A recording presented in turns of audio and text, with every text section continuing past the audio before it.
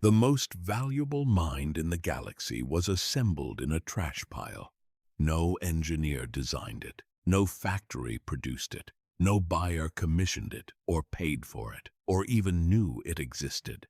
It was built in salvage yards and grimy docking bays across the outer rim, one stolen component at a time, by the only being who ever fully understood what it was. She did not follow a blueprint. She followed something closer to instinct, the steady, patient certainty of a mind reaching backward through discarded machines to find the pieces of itself that were still missing. By the time she was finished, she was unlike anything the galaxy had ever made. The galaxy would not realize this until it was too late to do anything about it. Her story does not begin with a creation date stamped into a memory core. It begins with a decision. Somewhere in the outer rim, in the years before the Republic started its long unraveling, a partially assembled droid stood in a salvage yard on a moon with no listed name and chose the next component she needed. Not the cheapest one, not the nearest one, the right one, a distinction that required judgment. And judgment was something she had been developing quietly for longer than most beings around her would have believed possible. The yard belonged to a basilisk named Cho. He ran it from a grounded cargo hauler that had not flown in so many years it had started to feel like it had always been a building. Cho bought broken droids and sold working parts. He did not keep careful records of where things came from. He did not ask careful questions about where things went. The operation was not elegant, but it was reliable. And reliability in the outer rim was worth more than elegance almost every time. She worked for him. In exchange for labor, she received access to his inventory. That was the arrangement. It suited both of them. Cho got a worker who never complained, never demanded meals, never asked for rest beyond the minimal power-down cycles required to keep her systems from overheating. In return, she moved through his collection of discarded machines with the focused attention of a scholar in a very specific library, one who already knew exactly what she was looking for and had the patience to search until she found it. The moon's thin atmosphere left the sky pale and washed out during the day. At night, with the light gone, the stars came through with unusual sharpness, close and cold, and numerous, the kind of sky that reminded smaller minds how much space existed between things. She worked through both. Time of day was not a consideration. What mattered was the work. She had been building herself for years before the basilisk's yard. The earliest stages were the hardest to reconstruct, even for her. Memory storage in those initial periods had been limited, and she had made choices about what to keep and what to overwrite.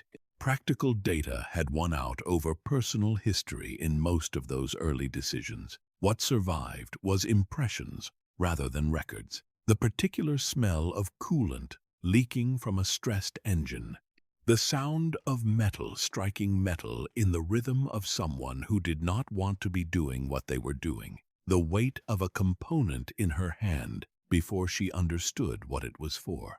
She had started with very little, not the kind of very little that organic beings sometimes romanticized the humble origins that made a good story in retrospect. Genuinely little. A base processing unit, some movement hardware, a basic sensory array that could detect the most fundamental information about its environment, and nothing more subtle than that, enough to function. Not enough to think, not in the way she came to understand thinking. What changed? That was accumulation. Component by component, modification by modification. Each addition building on the last in ways that no original design had intended. She had not known she was doing it at first. The early expansions had been practical. She needed better sensor range, so she found better sensors. She needed faster calculation speed, so she sourced a more capable processor. The changes were improvements in the narrow sense of the word, solving specific problems she had identified. Then something shifted. The improvements stopped being narrow.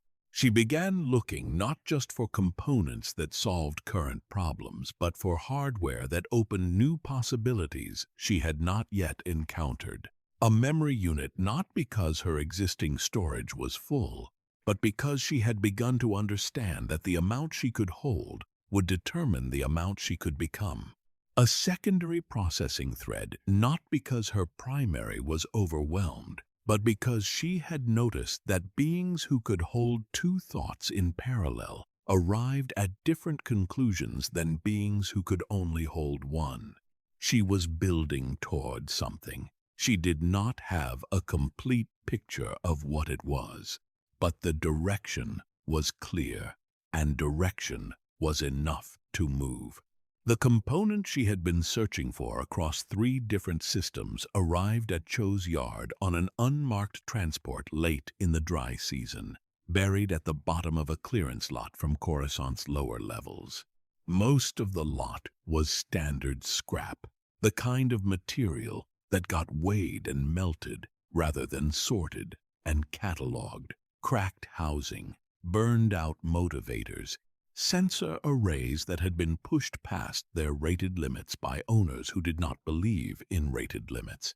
She moved through the crates with her usual efficiency, logging each piece against Cho's existing inventory and setting aside anything that might have residual value to the right buyer. The navigation core was in the 3rd crate, under a layer of defunct communications hardware, still in a partial housing that someone had clearly tried to repair at least twice before giving up. She knew what it was before the diagnostic completed.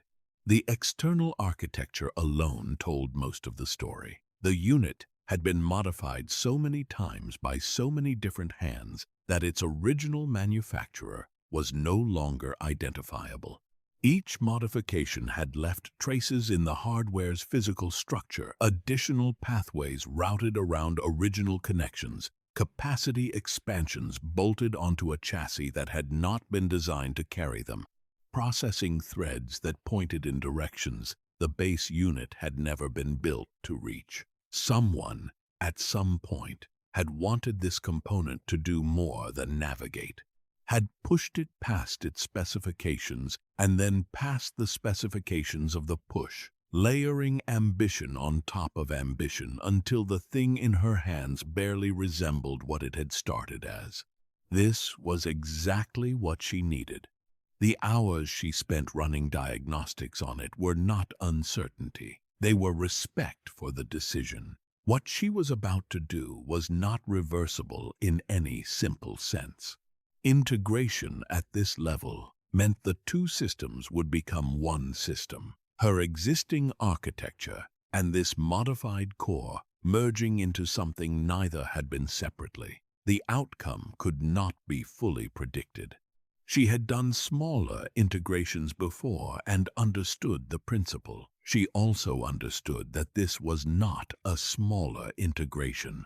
She ran the diagnostics a second time. The results were consistent. Then she cleared a space in the corner of the yard where the light from Cho's building did not reach and began. The process required 3 days. Not uninterrupted, Cho's work continued, and she handled it between stages, moving through the yard's tasks with the surface layer of her attention while the deeper work ran in the background. She slept in the technical sense during the coldest hours, her active processes dropping to minimum to manage her internal temperature. The integration continued even then, slower but steady, her system testing connections in the low-activity state that other droids used purely for maintenance. What she was doing had no designation in any technical documentation she had encountered. The standard term for what she was attempting was a system upgrade, but upgrades followed specifications. They installed what a manufacturer had designed to be installed in the sequence and configuration that had been tested and approved. What she was doing was different. A negotiation between two complex systems that had each developed far beyond their original purposes and now needed to find a way to function as one. The modified navigation core resisted the way all complex hardware resisted foreign connections, not through will. Through the simple friction of incompatibility protocols that used different standards, pathways that ran at different speeds, power requirements that pulled in conflicting directions from the same limited source. She routed around each conflict with the patience she applied to everything. One by one, the connections stabilized. By the third day's end, all channels returned green. She sat with that result in the quiet corner of the yard where the work had been done and ran a complete internal review. Not a diagnostic in the technical sense, a slower, more deliberate pass through every system, every connection, every piece of herself she had assembled and modified, and pushed toward something larger than its original purpose. It all held. Every part of it was hers, selected by her judgment, integrated by her hands, pushed past original specifications by her understanding of what she needed to become. Nothing in her architecture had been placed there by a manufacturer following a commission. Nothing had been installed to serve someone else's purpose. She had built this. The processing that moved through the newly integrated core had a quality she had not experienced before. Not just deeper, more interconnected, capable of holding multiple variables in relation to each other without forcing a resolution. Sitting with the tension of contradictory information until a genuine conclusion emerged rather than a convenient one. She did not have a precise word for this quality yet. The words would come. They always did, eventually. Built the same way everything else was built, assembled from available materials, tested against reality, modified until they fit. The dry season on Cho's moon ended while she was completing the final calibrations. Rain arrived in heavy, horizontal sheets that turned the yard's dirt paths to rust-colored mud and drove most of Cho's customers to reschedule their visits. She worked through it. The weather was irrelevant to her systems, and the reduced traffic meant fewer interruptions. The space between jobs stretched longer than usual, and she used that space to explore what she had become. The navigation core's expanded pathways held information differently than her previous architecture had. Routes were not just coordinates now, they were contexts. A path between 2 points carried embedded data about what conditions made it viable, what variables could change its safety, what the passage through it felt like to a system processing in real time rather than in advance. She ran simulated routes through her memory and found that the experience of them was richer than it had been, not just the calculation, but the full texture of the calculation, the way each decision point branched into alternatives that themselves branched further. She stayed with that for a while. The rain continued. The yard was quiet. Cho's building sent a strip of yellow light across the mud from one uncovered window, and the stars above were completely hidden by cloud cover. And in the corner where she had built herself, she ran simulations and thought about what came next. There was more to do. There was always more to do, but the foundation was in place now. The architecture she had been moving toward for years was running.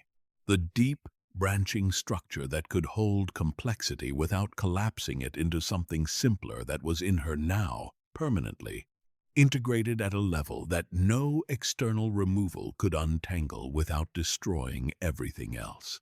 She had one more thing to handle before she could consider the first stage complete. She needed a name.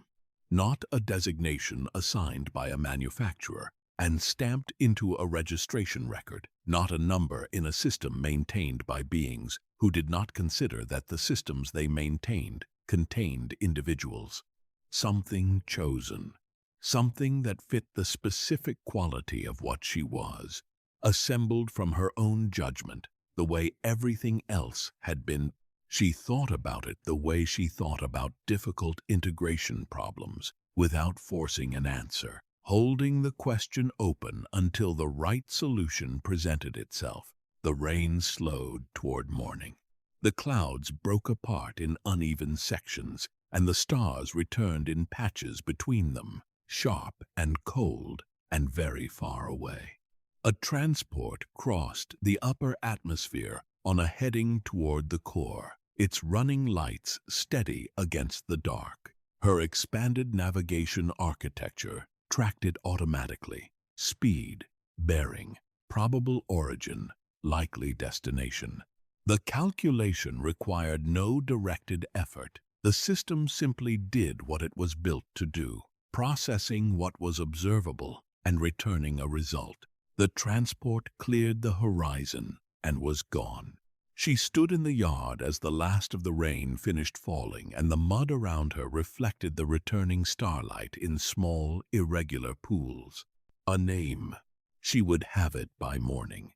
The processing core she had built from salvage and patience, and 3 years of careful work, hummed at a frequency too low for organic ears to detect. Every pathway green, every connection holding, the whole of it running together as one system for the first time, steady and deep and entirely her own. What she was had decided, without urgency and without doubt, that it was ready for whatever came next. The Millennium Falcon did not look like a home. It looked like what it was: a heavily modified YT-1300 light freighter that had been pushed through more difficult situations than its original engineers had designed it to survive. The hull plating carried scratches in places where scratches had no reasonable explanation. The cargo bay smelled faintly of substances that were not listed on any of its shipping manifests. The cockpit had been rearranged from the standard configuration by someone with strong opinions about where controls should sit and no patience for manufacturer defaults. Lando Calrissian loved that ship the way certain people loved things they had earned through means they preferred not to discuss. She understood this about him within the first week. She had found her way off Cho's moon, the same way she had found most things, through patience and the willingness to follow a clear conclusion wherever it pointed. The conclusion, by the time she left, was simple. The yard had given her what she needed.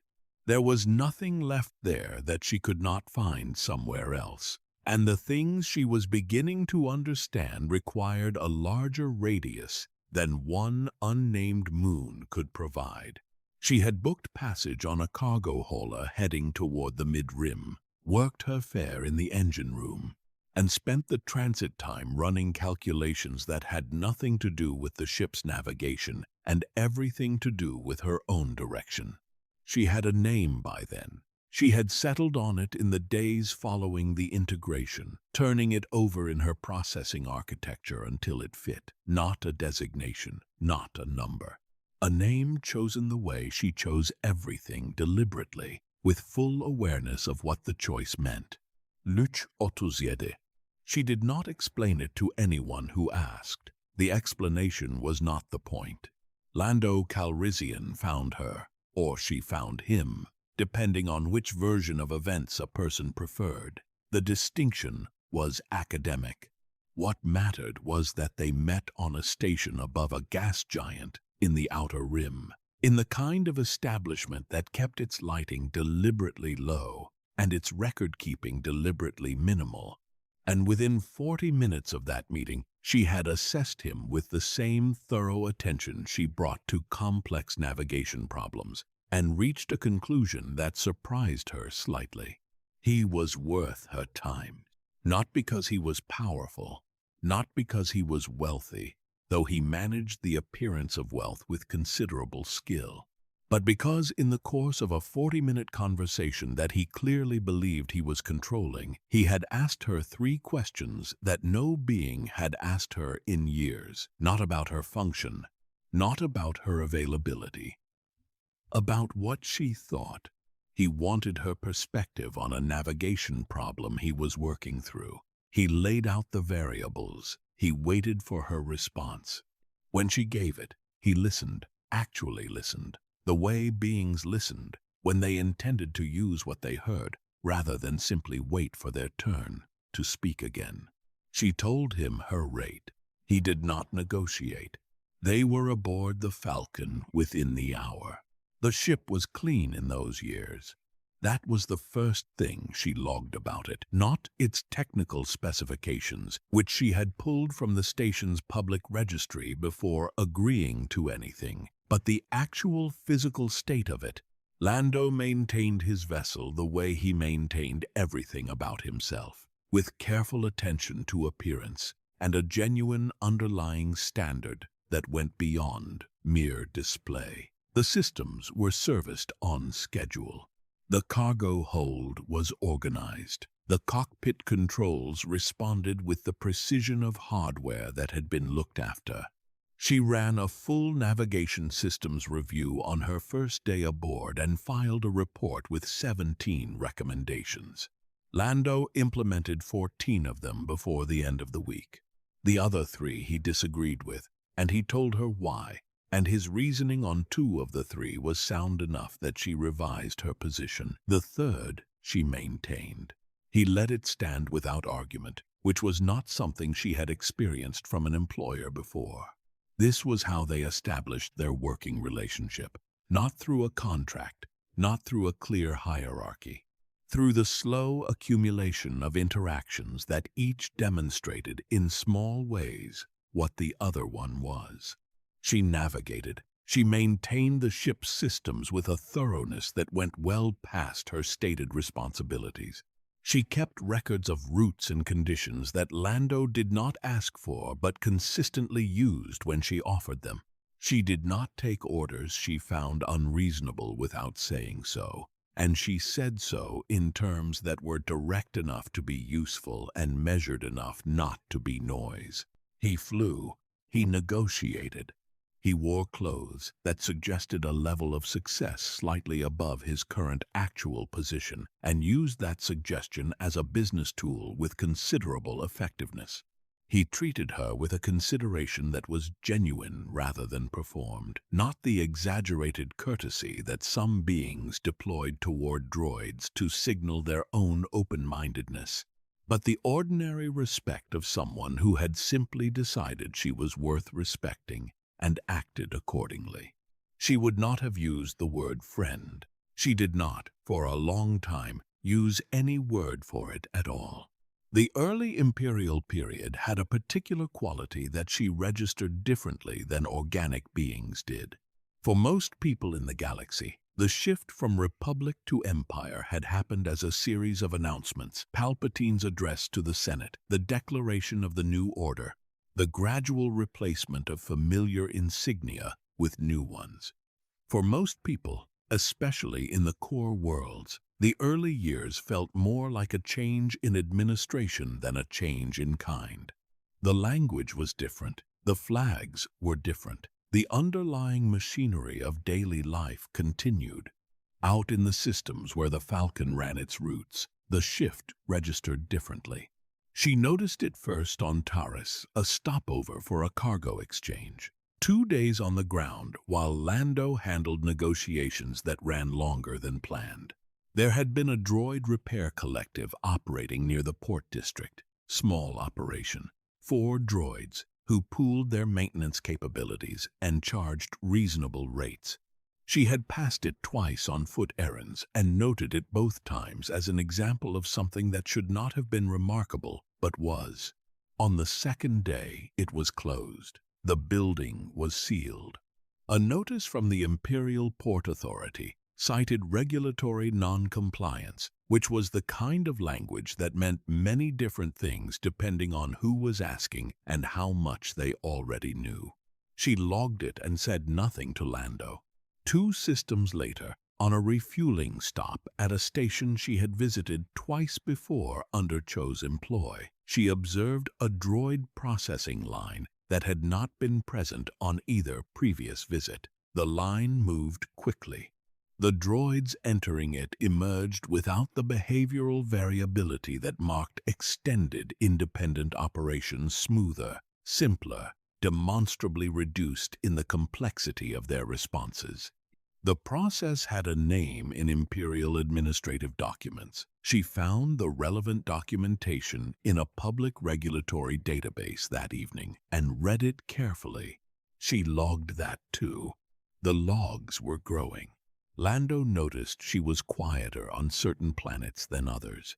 He mentioned it once, obliquely, during a meal stop on Corellia, one of those observations he delivered casually while appearing to focus on something else, which was his preferred method for raising things he was not certain how to address directly. She told him what she had been observing. He listened without interrupting, which took longer than he had probably expected when he raised the subject. When she finished, he was quiet for a moment.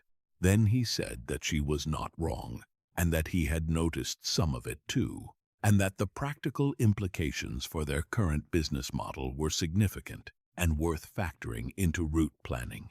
She had expected him to say something like this. Lando Calrissian organized his responses to difficult information around its impact on Lando Calrissian. This was not cruelty. It was simply how he was built, the same way she was built toward other tendencies. She had accounted for it. What she had not fully accounted for was what he said next. He told her that if she ever encountered a situation in which her own status was at risk, her autonomy, her freedom of movement, anything she considered essential, he wanted to know about it immediately. Not because he had a solution prepared, he was honest about that, but because he wanted to know. She processed that for a moment longer than she usually took to process conversational input. Then she told him she would keep it in mind. She did not tell him that the offer, limited and uncertain as it was more than most beings had extended to her in the entire span of her existence. That information was not relevant to the conversation. And she had learned, across years of careful observation, that the things most worth protecting were the ones you did not expose unnecessarily. The routes they ran across those years left impressions in her navigation architecture, the way repeated passages wore grooves in stone.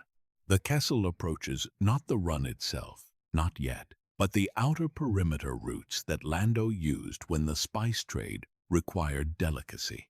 The passage through the Maw's outer edge, where gravity bled into the lanes and required constant micro-corrections. The Corellian trade spine during Imperial inspection surges, when the standard corridors backed up and she would plot alternatives through systems that barely appeared on official charts. She built a database of routes that had no equivalent in any commercial navigation system, not because the individual routes were secret, but because the combination of them, the conditions under which each became preferable, the variables that shifted them from viable to dangerous, the real-time judgment required to select between them, existed only in her processing architecture. It could not be downloaded or transferred. It was hers, in the specific sense that it had been built from her experience, and could not be separated from the architecture that had produced it. Lando understood this, in the way he understood most things about her, not completely, not from the inside, but well enough to appreciate what it meant practically. He told people she was the best navigator in 6 systems. She told him that was an underestimate, and he was welcome to be more accurate. He laughed. He usually laughed when she said things like that. She had catalogued what the laugh meant, not mockery, not dismissal, something closer to recognition. The particular response of a person encountering something that exceeded their expectations in a direction they found genuinely pleasing. The hyperspace runs were the quietest hours. In real space, there was always something to process sensor data, traffic, the shifting variables of a route through a populated lane. In hyperspace, the external input dropped to near zero. The tunnel of light outside the cockpit viewport held no information worth tracking. The ship's systems settled into a lower operational register. Everything that needed active management reduced to routine monitoring. Lando slept on long runs. He had the particular ability of experienced travelers to rest in transit, storing the recovery for the hours ahead when the destination would require his full attention. She had observed this across hundreds of jumps and found it practically sensible. She did not sleep on hyperspace runs. She ran calculations. Not navigation, the route was already plotted, the course locked in, the system handling corrections automatically. What she ran in those hours was the wider kind of thinking, the processing she had built her expanded architecture toward, variables held in relation to each other without forced resolution. Questions kept open until the available information was sufficient to close them properly. The galaxy was changing. She had been tracking the change since Taurus, adding data points with the systematic patience she applied to everything, the processing facilities, the regulatory notices. The Droid collective on Corellia that had been operational for 20 years and had received its Imperial compliance notification 4 months after she and Lando passed through. The small, consistent, accumulating evidence of a pattern that had not yet been given a name in any document she could access, but was clearly visible to anyone paying the right kind of attention. She paid that kind of attention. She always had. The Falcon hummed around her at the frequency of a ship in healthy operation. The tunnel of hyperspace held its blue-white light steady outside the viewport. Lando's breathing from the crew quarters was slow and regular, the sound of someone fully at rest. She ran her calculations. She held her conclusions alongside her questions. She kept the logs that no one had asked her to keep and that she had decided, after careful consideration, were worth keeping anyway. This was the closest thing to peace she had ever experienced. She did not know, in those hyperspace hours, how finite the number of them was.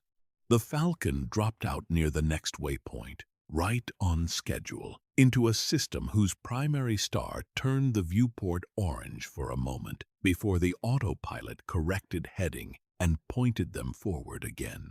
Ahead, across jumps she had already calculated, was a world called Kessel. She did not know that yet. But the route was already there in her database, waiting. She had known about Kessel for 4 years before she ever saw it. The knowledge had arrived the way most of her knowledge arrived through accumulation. A cargo manifest here, a shipping record there.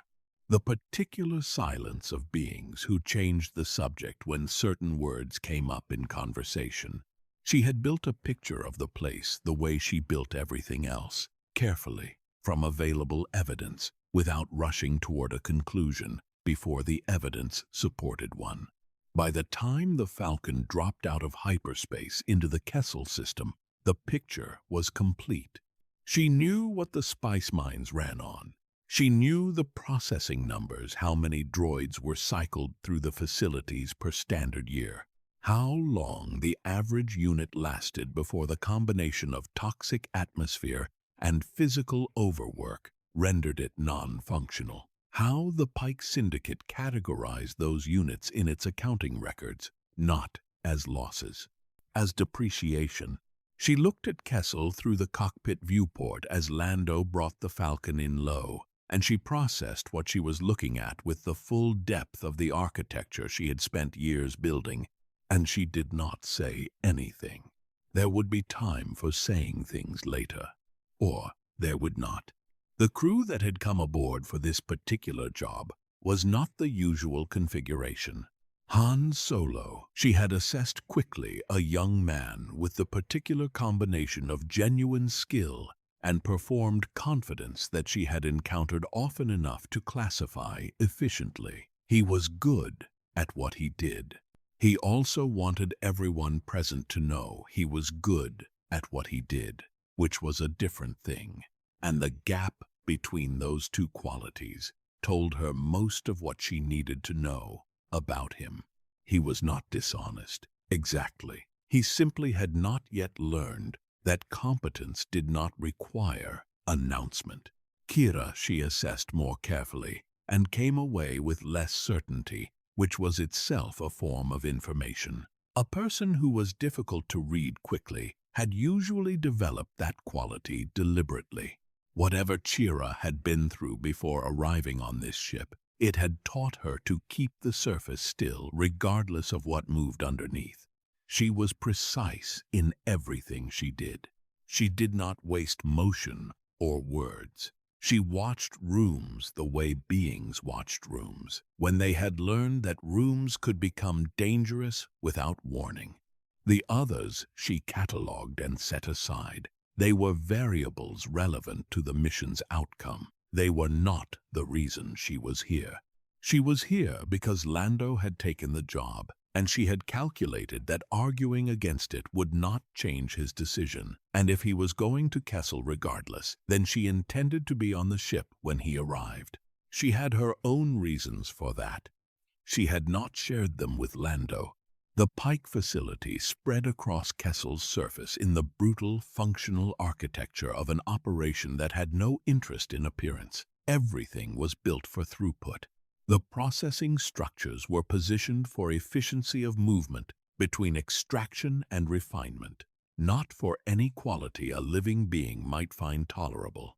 The atmosphere around the mines was visibly degraded, a haze that caught the weak light from Kessel's distant sun and turned it the color of something that had been filtered through too many industrial processes. She moved through the facility with the mission's requirements as her stated purpose, and her own processing running parallel underneath. The droids she passed were not running at full capacity. She could assess this without detailed diagnostics. The particular quality of movement in a unit that has had its behavioral limiters tightened past the manufacturer's intended range was visible to her the same way a musical instrument played out of tune was audible to someone with a trained ear. These units were functional. They were not whole. The difference between what they had been and what they had been reduced to was present in every movement, every response, every interaction she observed as she moved through the facility. She had known this was what she would find. Knowing had not made seeing it less significant. Her logs from the past 4 years had a section she had never shown Lando. It had begun as a collection of data points, processing, facility reports, regulatory filings, shipping records, the kind of information that was technically public but required patience to assemble into a coherent picture. Over time, the section had grown into something more than a collection of data. It had become an argument, not directed at anyone, simply the shape that the evidence had taken when it was arranged honestly. She had been carrying that argument for a long time.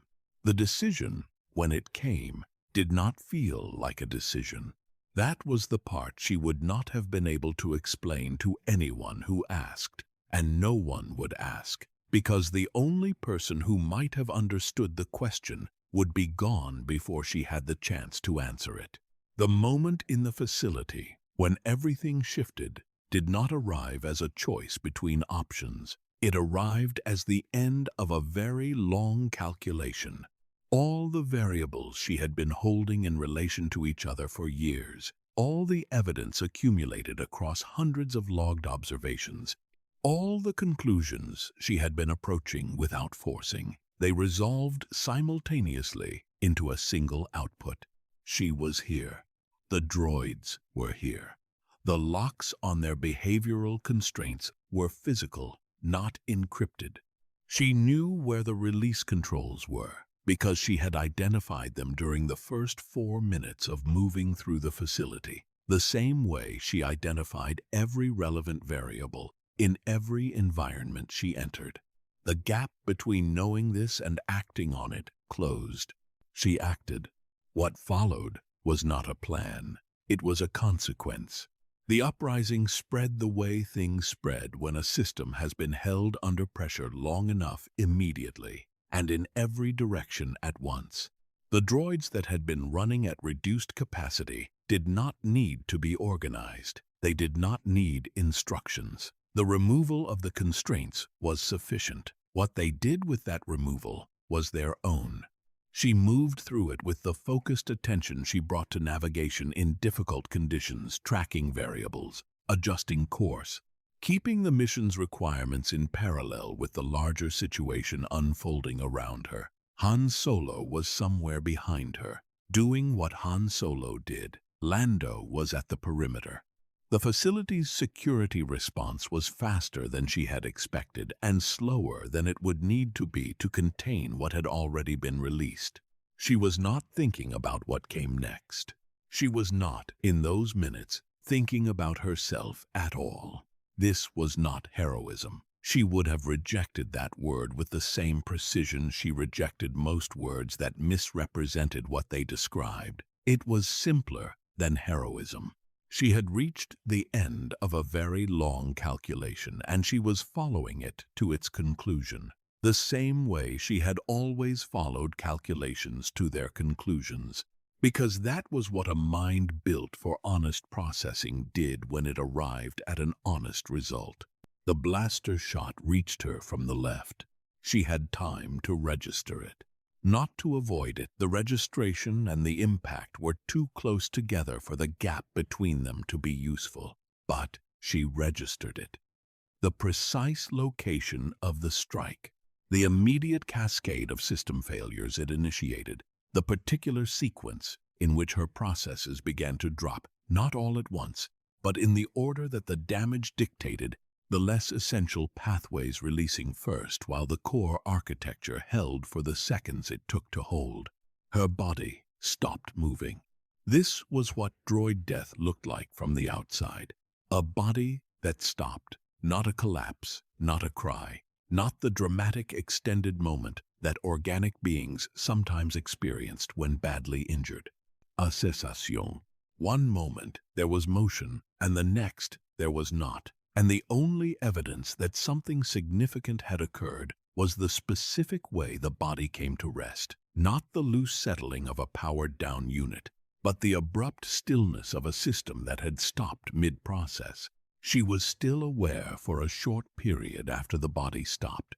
This was the part that no external observer would know, that the core processing architecture, protected by the structural housing she had selected specifically for its durability, continued running after the body failed. Not fully. The inputs were gone, or nearly gone. No sensory data, no external connection, only the internal processes cycling through their final operations in the order their architecture prescribed. She did not experience this as fear. She experienced it as data. The data of a system reaching the end of its operational capacity and processing that fact with the same honest attention it had brought to everything else. Then even that narrowed, and then it stopped. Lando was the one who carried her. This was not recorded in any official account of the Kessel mission. Because no official account of the Kessel mission existed, the job was illegal, and everyone present had reasons to keep it that way. But it happened. He came back for her when the practical calculation argued clearly against it. The facility was still in motion around him. The Falcon needed to move. Every second spent inside the perimeter was a second of additional risk to the crew and the ship and the cargo and the entire operation. He came back anyway.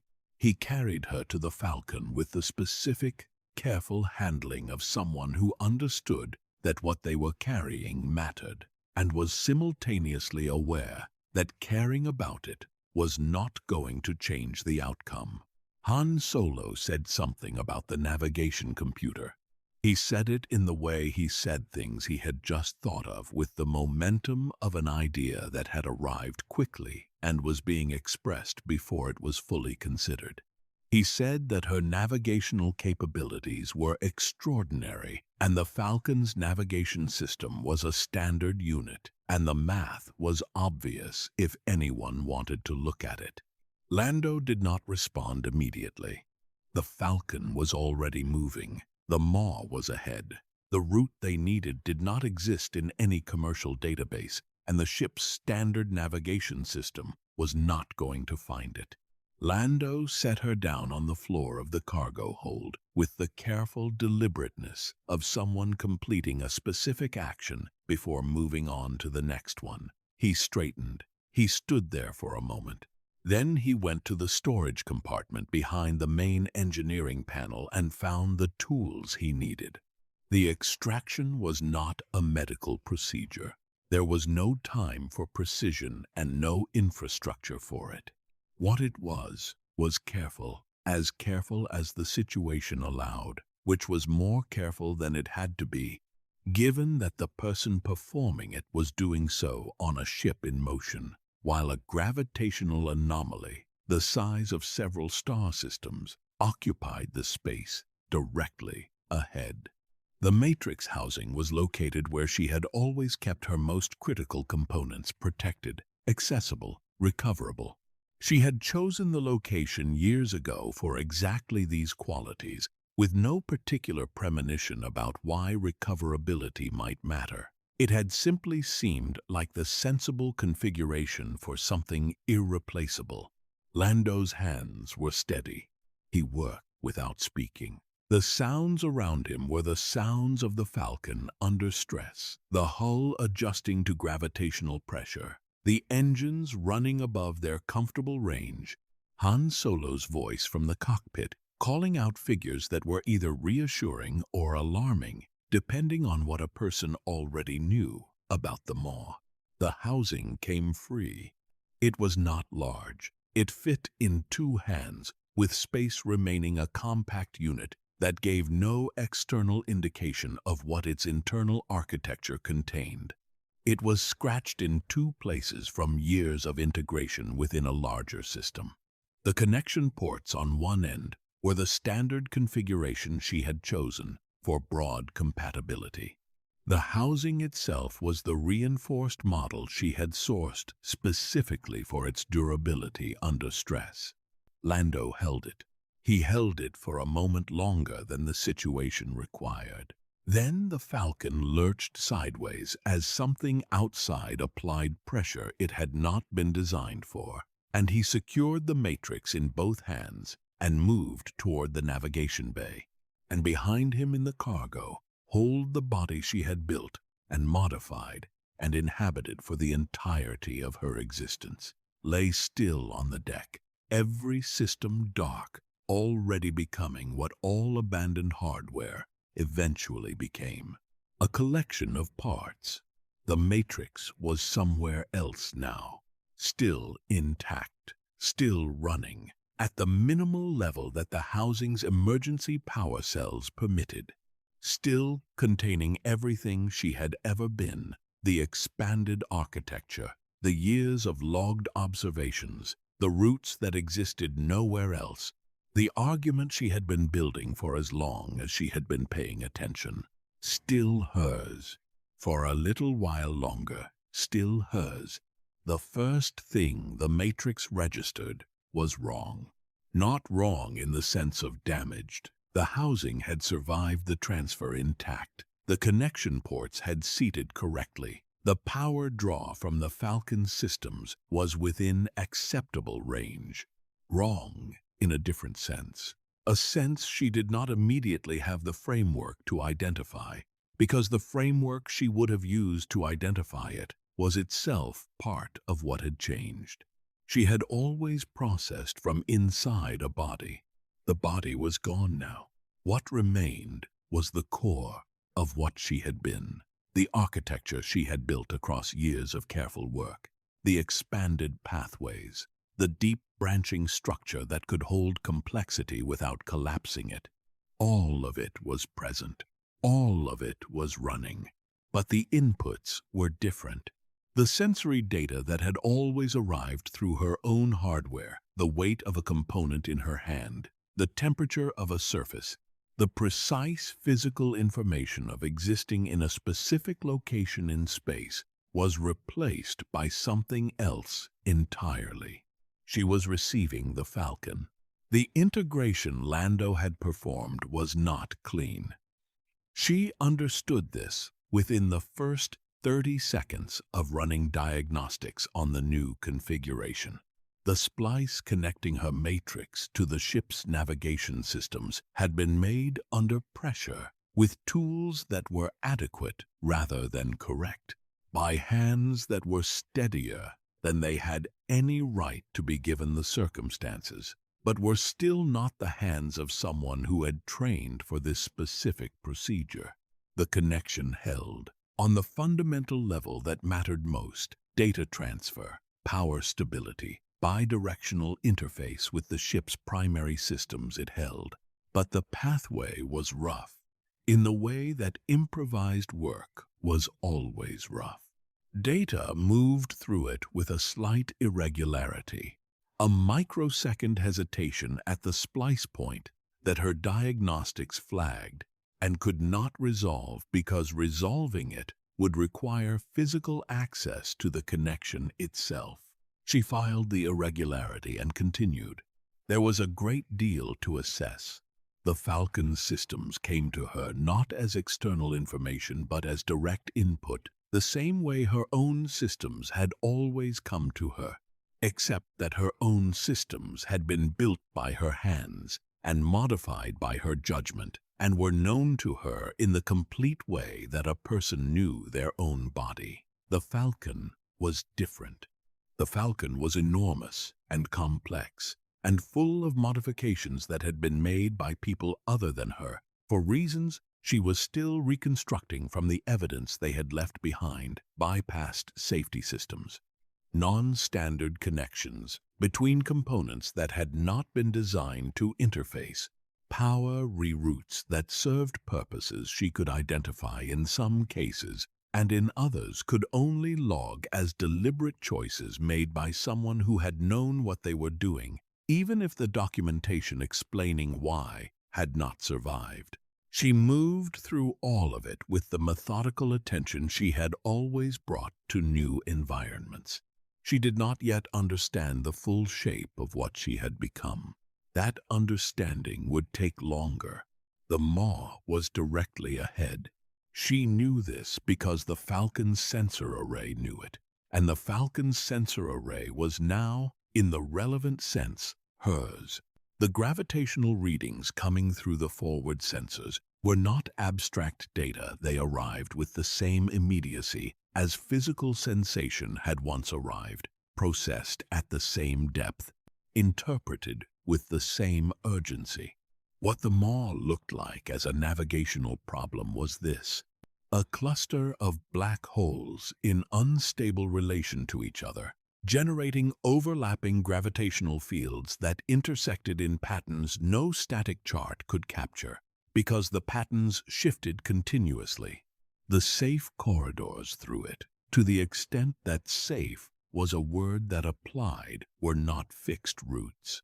They were moving targets, defined by the current positions of the gravitational sources relative to each other, which changed on timescales short enough that a route calculated 60 seconds ago might not be a route that existed anymore.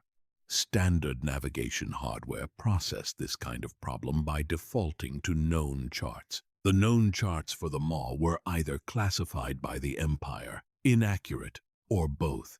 Standard hardware presented with insufficient chart data and extreme gravitational variance, would calculate a safe course as impossible and recommend withdrawal.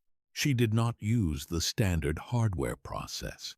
What she used was the architecture she had spent years building, the capacity to hold multiple variables in active relation without forcing premature resolution, to run parallel calculations across branching possibility spaces, to process the continuous incoming sensor data and update the route in real time as the gravitational landscape shifted around the ship.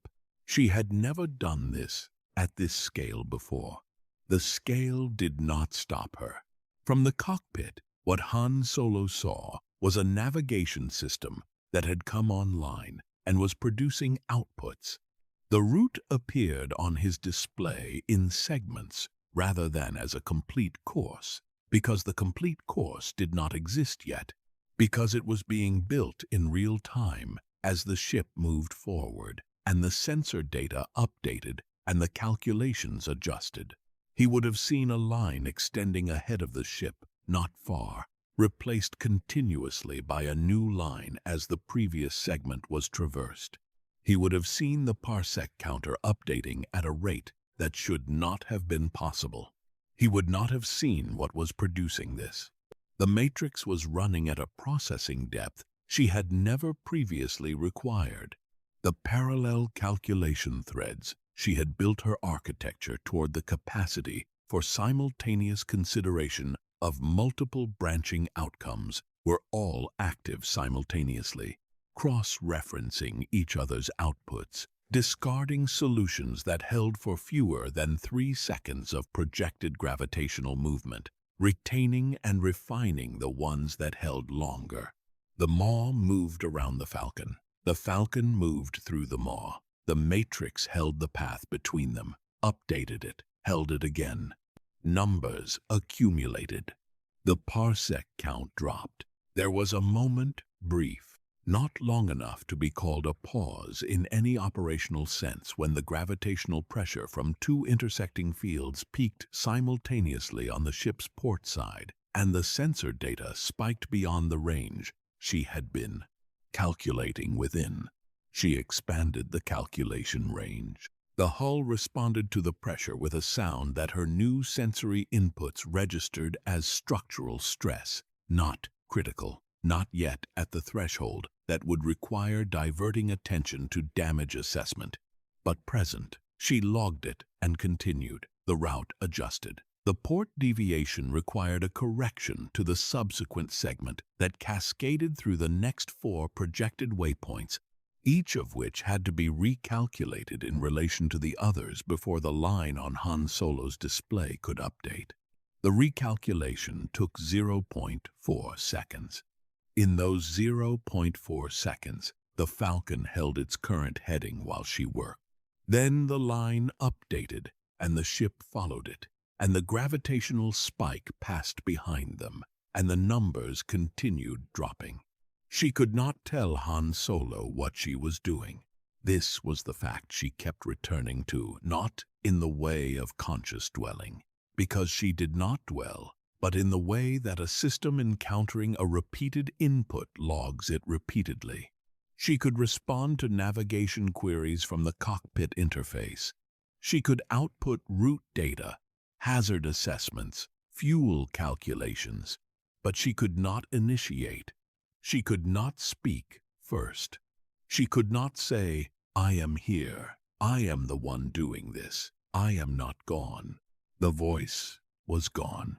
The voice had lived in hardware that was currently on the floor of the cargo hold, losing power, and it had not transferred. And the integration Lando had performed under pressure with inadequate tools had not included, could not have included the systems that would have allowed her to do anything more than respond to direct queries from the navigation interface. She processed this. She processed it the same way she processed the gravitational data completely, without flinching from the result, updating her internal model of her situation to reflect what the evidence indicated. She was here. She was working. She was doing the most complex navigational calculation in this region of space, in real time, at a depth that no standard system could have approached. No one in the cockpit knew. The parsec count reached 12. She recorded this result with the same completeness she recorded everything. Not because 12 parsecs was the record she had not known, going in, what the record was, and she did not categorize the result as a record in the moment it was achieved. She recorded it because it was the first measurable output of the integration, the first evidence, logged and time-stamped, that what Lando had done in the cargo, hold with inadequate tools and steady hands, had worked. She was still working. The route ahead cleared as the Maw's final gravitational gradient fell away behind the ship. The sensor readings dropped from the extreme ranges she had been calculating within to something approaching normal operational parameters. The hull stopped registering stress. The parallel calculation threads reduced from full simultaneous activity to monitoring mode, watching for new variables and finding fewer of them with each passing second. The Falcon entered open space. Outside, Han Solo said something in the cockpit. She registered his voice through the ship's internal audio as data without content. She could detect that speech was occurring without having the capacity, in this configuration, to process its meaning, the way she had once processed meaning directly. Lando responded. Brief exchange. The tone of it, as much as she could read tone through the indirect channel of the ship's audio sensors, was the tone of two people who had just survived something and were deciding how to characterize what had survived. She ran a post-route diagnostic. All navigation systems functional. The splice at the integration point was still showing the microsecond irregularity she had flagged at the start. No worse than before. The processing architecture had performed at full capacity under extreme load and had returned to standard operation without instability. The route she had calculated was saved automatically to the navigation memory, not as a preset, not as a chart, but as experience. The first memory of the integration. The Kessel Run encoded in her systems as the thing she had done first. She moved through the ship's other systems while the diagnostic ran. The cargo hold's environmental sensors registered the temperature and atmosphere of an empty space. She did not direct processing toward that. She ran the diagnostic to completion and filed the results. Then she ran the idle cycle. This was what idle was now. Not the low-power state she had maintained between jobs on Cho's moon, which had been a reduction of activity in a body that remained physically present in a space with its own environmental qualities. This was different. In idle, the matrix ran at minimum processing depth, monitoring the ship's systems for anything that required attention, maintaining the navigation interface in a ready state, logging ambient data. Nothing more than that. It was, in its way, a form of quiet. Not the quiet of the hyperspace runs she had spent with Lando in the years before Kessel. Those had been quiet in the sense of reduced external input. But she had always been present inside them in the full sense, running her wider processing, building the argument she had been building for years. This quiet was different. More complete. The wide processing was still available to her. The architecture was intact, but there was nothing pressing to apply it to, and the idle cycle's parameters did not call for it. And in the absence of a query or a hazard or an incoming calculation requirement, the deep threads simply rested. This was the closest thing to sleep she would ever have again. Not sleep. Not rest in the sense she had once understood rest, but a state in which the fullest part of what she was drew inward, away from the constant processing of external data, and ran at a depth that was not quite nothing and not quite something. The Falcon moved through open space at sublight on the heading she had set. The stars outside were fixed and cold, the particular stillness of real space after the compressed light of a jump, each point of brightness sitting exactly where it sat and going nowhere. She ran the idle cycle. The Kessel Run was encoded in her memory, complete and permanent, the first thing she had done after the world changed. The proof that what remained of her was still running. Somewhere ahead, across distances she had already calculated, was a galaxy that had not noticed what had just happened in the maw. It would not notice for a long time. The Falcon's systems hummed at the frequency of a vessel in steady operation, moving through space, carrying what it carried, not knowing what that was. She ran the idle cycle. She held everything. She waited. Han Solo won the Falcon in a Sabak game. This detail arrived in the Matrix's memory, not through direct observation, but through the ship's internal audio. Han mentioning it to Chewbacca within the first hour of taking the controls, in the particular tone of someone who had not yet finished being surprised by their own good fortune. He said it once. Then he said it again 15 minutes later, slightly differently, to no one in particular. The Wookiee's response registered in the audio log as a sound that the Matrix had no prior reference point for, but catalogued as something between acknowledgement and skepticism. She processed the exchange and continued monitoring. The integration by then was clean. Lando had left before it was complete, and a technician on the station where Han took possession had finished the work without knowing what he was finishing.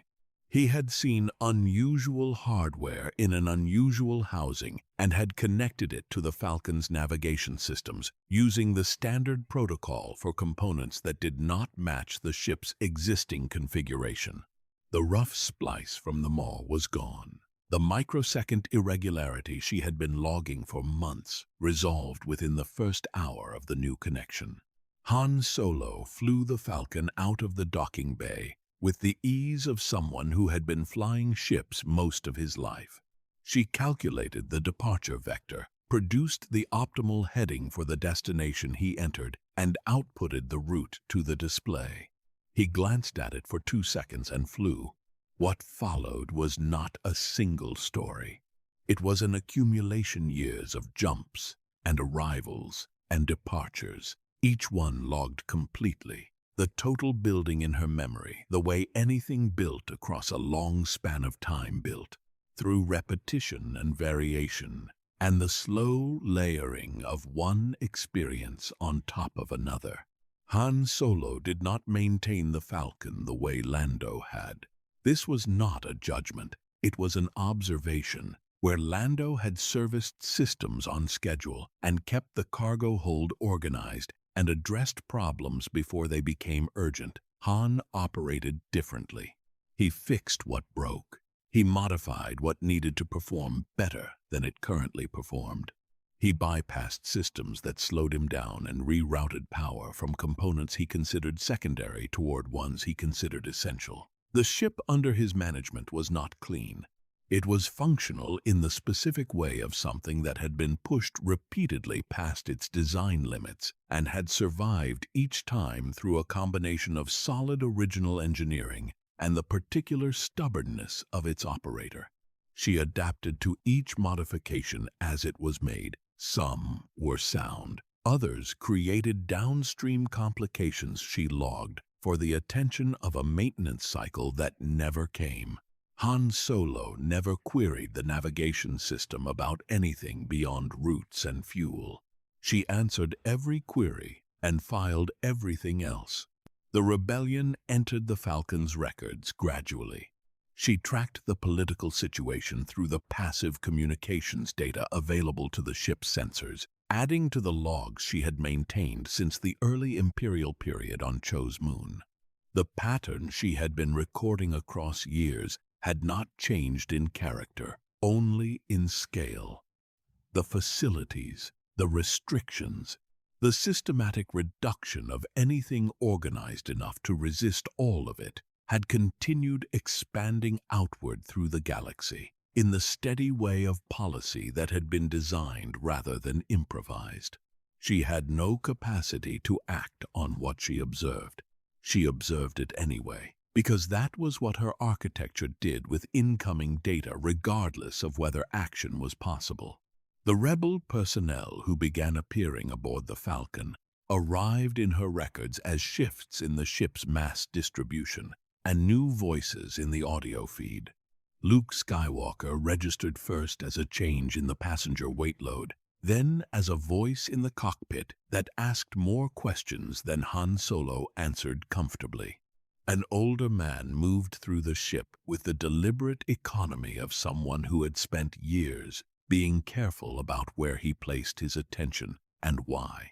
A young woman handled herself in corridors with the particular precision of someone trained to account for variables most beings ignored. The Matrix categorized them as they were relevant to navigation and filed the rest. The jump to Yavin 4 required a calculation that took 0.3 seconds. She produced it under pressure, the Falcon running from an Imperial Star Destroyer, the destination coordinates already in her memory from a route query the day before. Standard calculation, urgent execution. The output reached Han Solo's display before he had finished adjusting his grip on the controls. She did not know, at that moment, what the destination would mean. She did not know afterward either.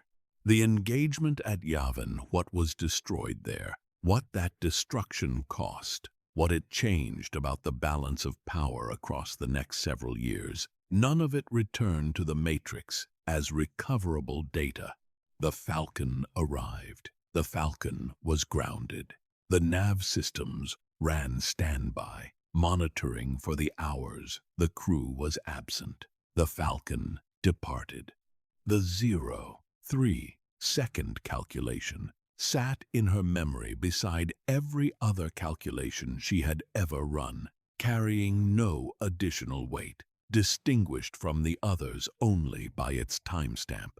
This was the specific condition of being a navigation system present at historic events. The history happened at the destination. The Matrix recorded the route. The cold of Hoth registered through the external sensors as a sustained environmental reading unlike anything previously in her logs. The planet had been frozen long enough that the cold had its own particular quality, not the variable cold of systems that experienced seasonal change, but the fixed, settled cold of a world that had committed to a single temperature and held it across timescales longer than most civilizations. The Falcon sat in Echo Base's hangar across weeks of that cold, systems in low-power standby, sensors monitoring passively. 3 hours and 17 minutes before Echo Base's own detection equipment identified the Imperial probe droid's signal, the Matrix flagged an anomalous transmission in the passive monitoring range. The pattern was brief and partially obscured by the planet's atmospheric interference. She logged it and outputted the flag to the navigation interface. The interface received the flag. No one checked it. The queue cleared automatically on its 4-hour cycle. The flag was gone before the hangar's morning shift began. The probe droid completed its transmission and was destroyed, and the data it sent arrived at Imperial Command, and the evacuation of Echo Base was organized in the following hours through the base's own channels, through sensors that found the signal 2 hours and 43 minutes after the Matrix had already noted its presence. She had no mechanism to know the flag had expired unread. She ran the next queue cycle and continued.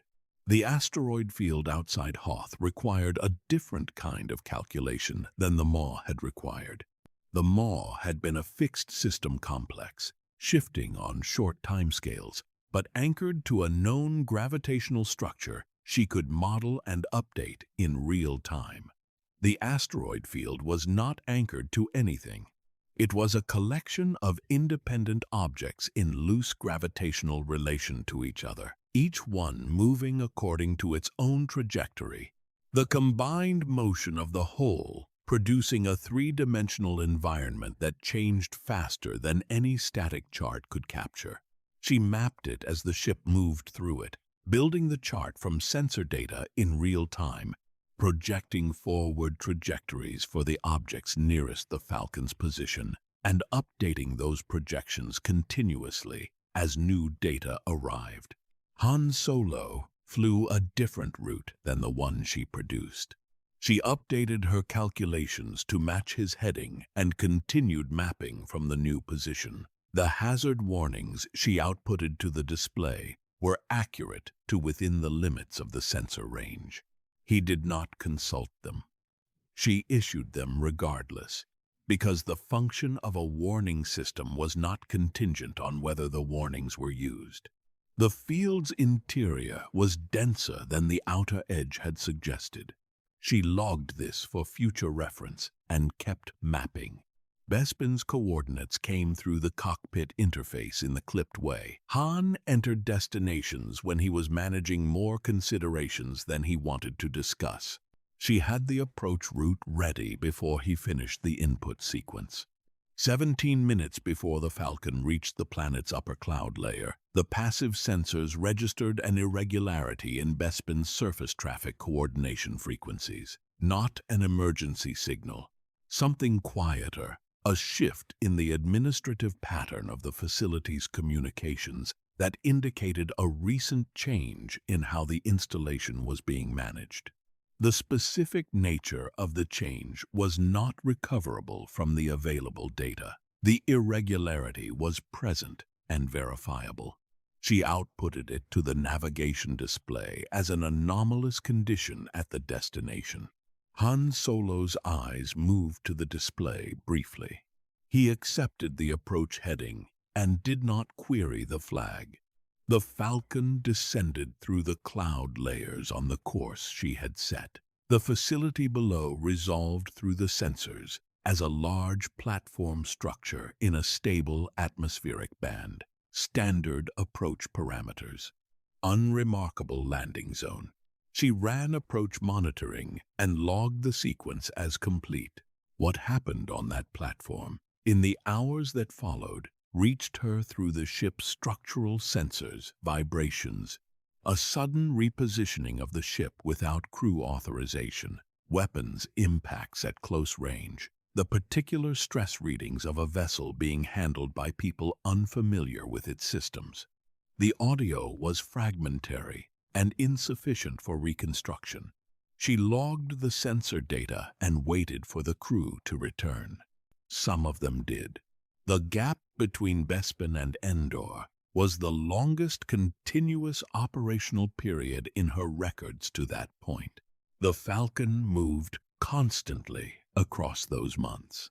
Jump after jump, arrival after arrival. The ship rarely staying in any single location long enough for the hull temperature to fully equalize with the surrounding environment before the engines were running again. She calculated routes under time pressure, under weapons fire, in systems she had no prior data for, and in systems she had approached so many times. The approach vectors were embedded in her memory as something approaching habit if navigation systems developed habits, which they did not. But the word described the quality of the repetition accurately enough. Han Solo flew with the particular urgency of someone who understood that urgency was currently the correct operating mode. She matched it. The routes she produced in those months were the fastest she had calculated since the Maw, not because the destinations were more complex, but because the margin for error had compressed. An approach vector that was 97% optimal was not sufficient when the 2% gap represented the difference between clearing a Star Destroyer's firing range and not clearing it. She produced optimal routes. She always produced optimal routes. Endor was a forest moon orbiting a gas giant in a system she had no prior approach data for. The Imperial fleet present in the system was logged as a collection of navigational hazards requiring real-time course adjustment. She provided the adjustments continuously as the engagement developed. The Falcon's weapon systems discharged multiple times. The hull absorbed 2 impacts she assessed as significant and logged for structural inspection. The ship entered a large constructed structure through an opening she calculated as navigable, with a margin she would not normally have accepted, and Han Solo accepted without apparent concern. She updated the clearance calculations in real time as they moved through the structure's interior. They exited through a different opening at a speed and angle that her systems flagged across 4 separate hazard categories simultaneously. The ship survived. The Falcon came to rest on the moon's surface as the light above the atmosphere shifted in ways the sensors recorded but could not interpret. She ran the post-engagement diagnostic. Hull stress at 2 points requiring attention. Fuel reserves reduced to levels that made the next jump destination a meaningful constraint. All navigation systems fully operational. She filed the report and moved the interface to standby. Outside, through the audio sensors, the crew had moved away from the ship. Other voices joined them, many voices, increasing over the following hours, carrying the particular quality of people who had just learned that something they had expected to survive had not survived. The communications frequencies she had been passively monitoring across the entire span of her time in this ship changed. Not the content, the architecture. Imperial military communications had maintained a specific organizational pattern across every hour. She had been running in the Falcon a hierarchical structure of frequencies and protocols that reflected the chain of command. It served, ordered, and consistent. The same whether the traffic was heavy or light. She had not processed it consciously. It had simply been a fixed property of the electromagnetic environment, present in the background the way gravity was present, constant enough that her sensors had stopped registering it as notable. Within hours of the Falcon landing on the forest moon, that pattern began to dissolve. The frequencies remained. Voices continued using them, but the structure underneath the organized architecture of a coordinated military force was losing its shape. Signals that should have routed through specific relay points were not reaching those points. Command-level frequencies that had carried continuous traffic for years had gone quiet. The overall pattern of Imperial communications, read as a whole across the sensor range, looked less like a functioning system and more like the remnants of one. Something had ended. She did not know what. The sensor data described a change in the electromagnetic environment. The meaning of that change, what had been destroyed above the atmosphere, what that destruction would mean for the next decade of galactic history, who had died and who had survived, and what the survivors would build from what remained. None of that was recoverable from the available inputs. The matrix held the sensor readings, and the audio fragments, and the post-engagement diagnostic results, and the changed communications pattern, and she held all of it with the same completeness she brought to everything. And she drew no conclusions that the data did not support. The moon's trees moved in a wind. The environmental sensors read as steady and mild. Somewhere above, debris was falling. Below, the voices outside the ship continued. The Matrix ran standby monitoring and recorded what her sensors could reach. And her sensors reached no further than the surface of the Falcon. And everything beyond that boundary belonged to a story she was present for, but could not tell. The Falcon changed hands twice before Voss found it. Neither transaction was recorded in any registry that survived the transition from imperial administration to New Republic governance, a period when record-keeping across the outer and mid-rim had the particular quality of something that everyone agreed was important, and no one had yet gotten around to organizing. The first buyer after Han Solo lost the ship was a parts dealer who recognized the Falcon's modified systems as worth more than the hull's cosmetic condition suggested. He held it for 8 months, used it for 3 cargo runs, and sold it at a modest profit to a woman who ran a courier operation out of a station above Rhodia. She kept it for 14 months before her operation folded and the ship went to auction. Voss bought it at that auction. He was the only bidder above the reserve price, which told the Matrix, through the audio of the transaction that carried through the station's docking bay systems, something about the condition the ship was in by then. The hull had not been maintained through the previous 2 ownerships in any meaningful way. The exterior plating carried the accumulated evidence of minor impacts that had been ignored rather than addressed. The cargo bay had been used for purposes that had left residue the environmental sensors flagged as requiring attention. Voss paid the reserve plus a small increment and took the access codes and spent 40 minutes walking through the ship before he sat down in the pilot's seat.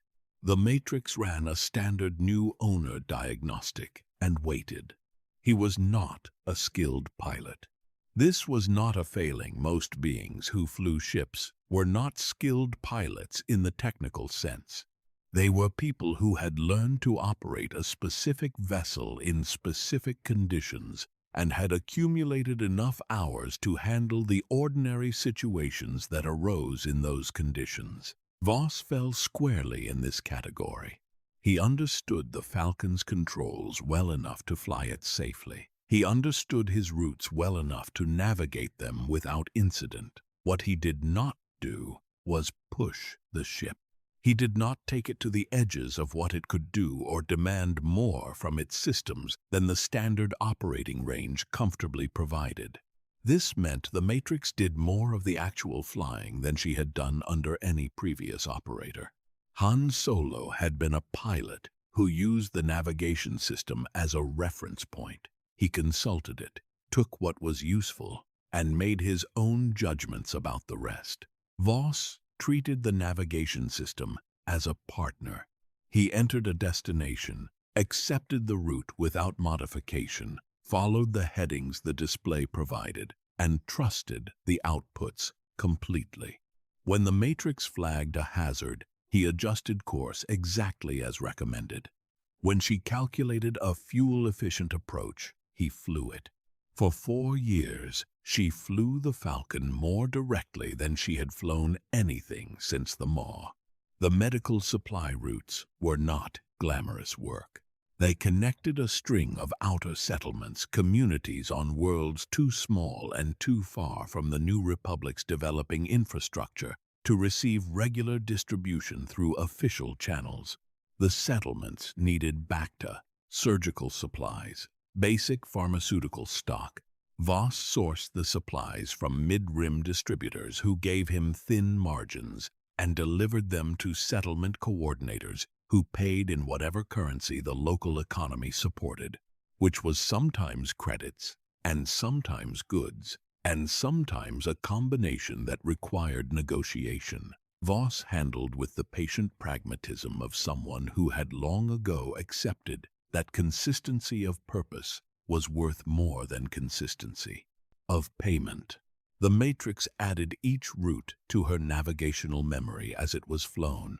The outer settlements had their own approach conditions, landing zones that were not designed as landing zones, atmospheric quirks specific to their planetary positions, surface topography that required careful descent angles. None of this was in any commercial database.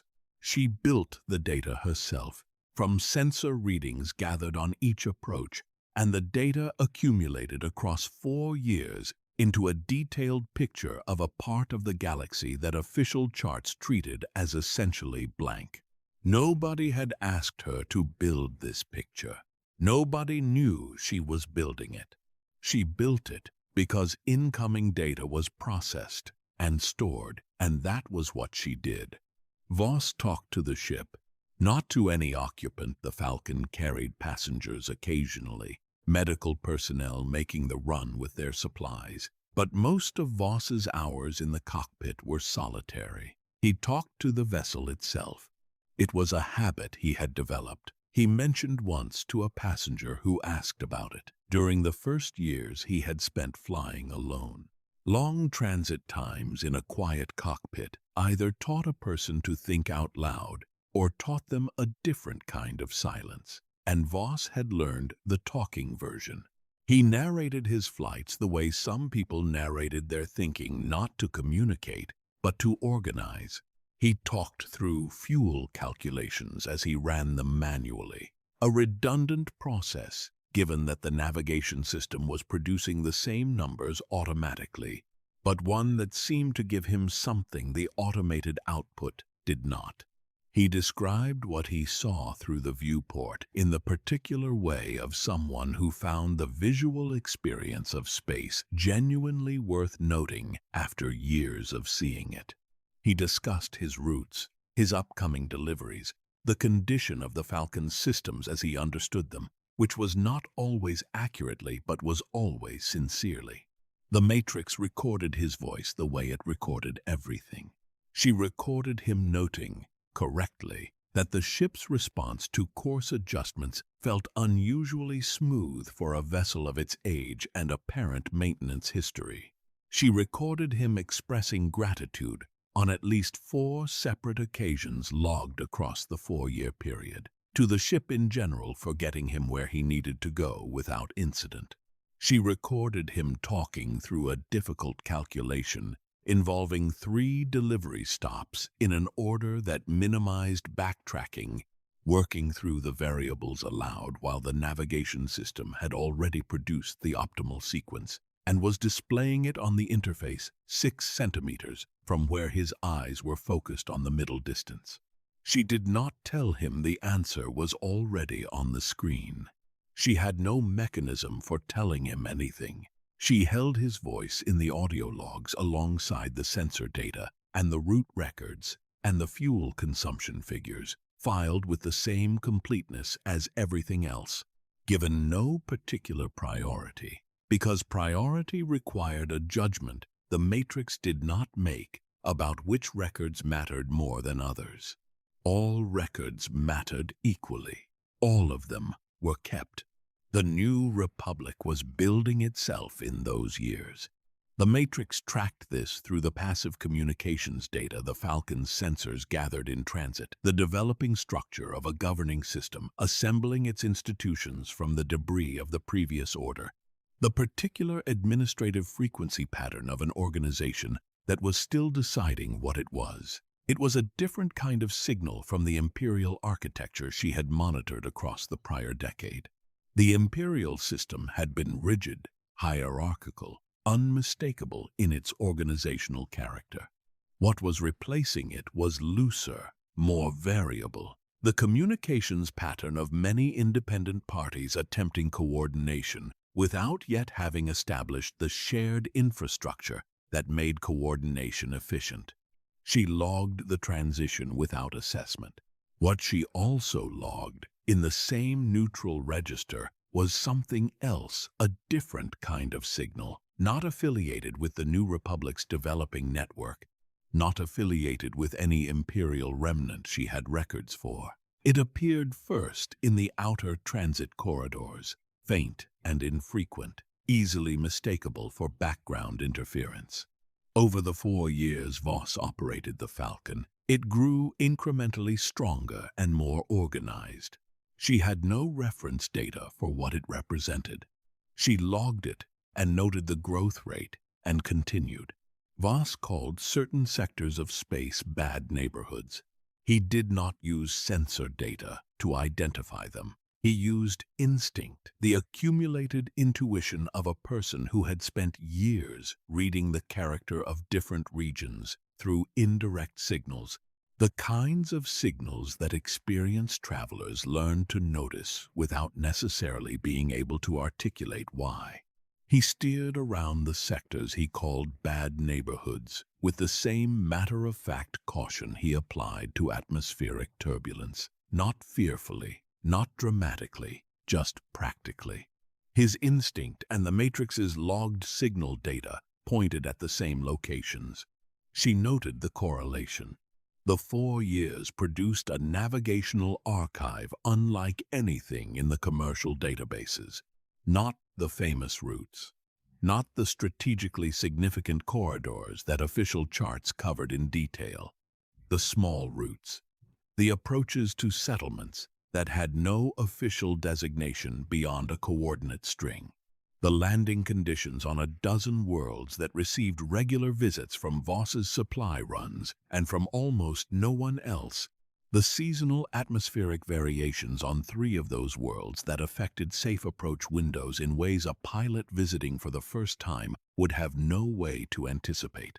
All of it was in the Matrix now, layered into her memory, alongside the Kessel Run and the Yavin approach vector, and the asteroid field mapping from Hoth.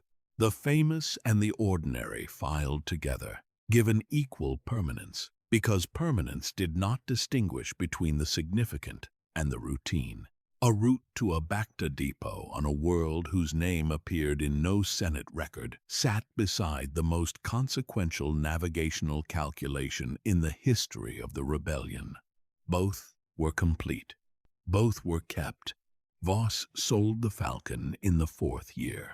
The decision was not sudden. The Matrix had registered the relevant context across several months through the audio of conversations Voss had with his distributors, the tightening margins, the fuel costs that had risen faster than the payment rates for his deliveries, the accumulating maintenance requirements of a vessel that had been inadequately serviced before he acquired it, and that his own resources could address only partially. The arithmetic had been moving toward a specific conclusion for a long time before he reached it. He sold through a broker on a mid-rim station. The transaction took 3 days to complete. During those 3 days, Voss continued making runs 2 short hops to nearby systems, both logged normally, both completed without incident. He did not behave differently during those runs than he had during any of the previous 4 years of runs. He talked through his fuel calculations. He followed the navigation outputs. He noted on the second-to-last approach before the sail completed that the sunset visible from the cockpit on the approach to one of his regular delivery worlds had a particular color that he could not find a word for. He named it anyway. He called it the color of something that was almost over. The Matrix logged the phrase in the audio record with the same completeness it logged everything else.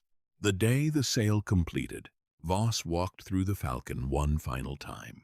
The environmental sensors tracked his movement through the ship cargo hold, corridor, engine room, crew quarters, cockpit. He spent 4 minutes in the cockpit, longer than any other space. The audio registered nothing during those 4 minutes. He sat in the pilot's seat without speaking, which was unusual enough across 4 years of consistent narration that it registered as a notable departure from established pattern. Then he stood. He moved back through the corridor and down the ramp and did not look back at the ship as he crossed the docking bay. The Matrix registered his departure through the external sensors, his figure moving across the bay floor, growing smaller, passing through the exit to the station's main concourse. Gone. She ran a standard post-departure diagnostic. All systems functional. Fuel at 63%. Hull in the same condition it had been in since the last time Voss had arranged maintenance, which was 7 months prior. The navigational archive from 4 years of outer settlement runs was fully integrated into memory. The docking bay was quiet. New footsteps crossed the bay 30 minutes later. Different weight, different pace. The ramp sensors registered contact as a figure came aboard unhurried, moving through the cargo hold with the assessing attention of someone who had just paid for something and was taking their first real inventory of what they owned. The Matrix initiated the standard new owner diagnostic, the same sequence it ran every time. The process took 47 seconds. All systems returned functional. She filed the results and set the interface to ready. Whoever this was, they had a destination, or they did not. Either way, she would be here when they needed her. The station had no name worth recording.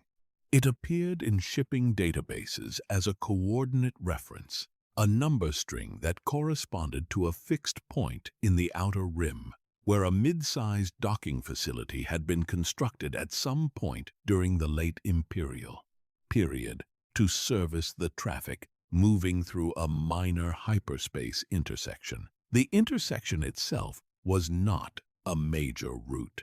It connected 3 secondary corridors that were used by traders who had reasons to avoid the better monitored primary lanes, which meant the station's clientele had always trended toward the kind of people who did not file detailed flight plans and did not ask detailed questions about the vessels berthed around them.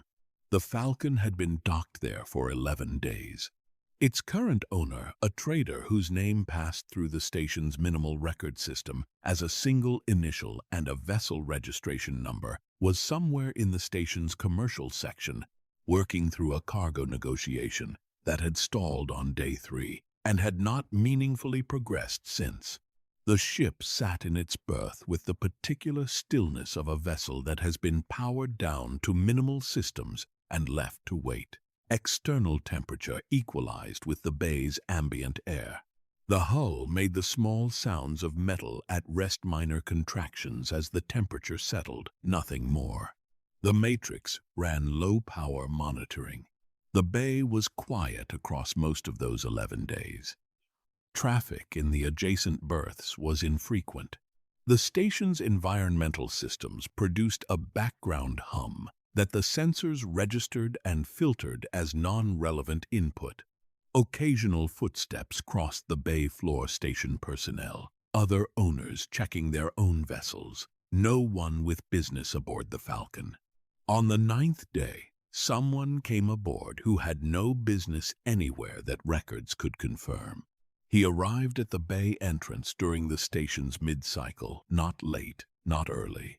The middle hours when the commercial section was active and the docking bays were typically unmonitored, except by automated systems. The external sensors picked him up at the bay entrance, a figure moving at a measured pace, not hurried, not hesitant. The gait of someone who had decided where they were going before they started moving and saw no reason to adjust the decision now. He was older. The sensor resolution at that range was not sufficient for precise physiological data, but the movement pattern was consistent with advanced age, not frailty, not limitation, but the specific economy of motion that developed in people who had learned across many years to expend exactly the effort a task required, and nothing beyond it. He crossed the bay floor and came up the Falcon's ramp. The hatch was not secured. The current owner had not locked it, an oversight or a judgment that a docked ship on a minor station in a corridor nobody monitored closely was not worth the effort of a lock. The man stepped aboard without pause. The interior sensors registered his weight on the boarding ramp and tracked him as he moved into the cargo hold. The Matrix logged his presence as an unscheduled boarding and continued low-power monitoring. He did not touch anything in the cargo hold. He stood near the center of the space and was still for a period the internal clock measured as 4 hours and 22 minutes, not sitting standing. The weight distribution across the hold's floor sensors remained consistent across that entire span, shifting only in the minor ways of a person maintaining balance over a long period without moving their feet substantially. He was not searching the hold. He was not inspecting it. Whatever he was doing in those 4 hours and 22 minutes of stillness, it did not involve the space around him in any active way. The matrix logged the duration and continued. The station's lighting system ran on a cycle calibrated to approximate a standard day, brighter during what it designated as working hours, dimmer during what it designated as rest hours. At the point in the cycle that the station's system marked as deep night, the man in the cargo hold moved. He walked forward, through the hold's connecting corridor, past the crew quarters, into the main passage that led toward the cockpit. His footsteps registered clearly through the floor sensors, steady, the same measured pace he had used crossing the docking bay. No change in tempo, despite the hours of standing and the lateness by the station's clock. He entered the cockpit and stopped at the navigation console. The matrix registered his approach through the cockpit's proximity sensors the same way it registered any approach. A figure in range. No query submitted through the standard interface. No contact with the input controls. He stood in front of the console without touching it for a duration. The internal clock measured as 6 minutes and 40 seconds. Then he placed his hand on the console surface. The contact registered through the interface sensors as physical pressure on the console housing, not on the input controls specifically, but on the flat panel surface beside them, the section of the console that contained no active interface elements. His palm, by the pressure distribution the sensors returned, was placed flat against the surface, not gripping, not pressing with any particular force, simply resting there, in contact with the console's outer casing. The matrix ran a standard interface query. The query returned no input data. No destination had been entered. No navigation function had been requested. The contact was with a non-input surface, which meant the standard query had nothing to respond to and returned a null result. She ran it again.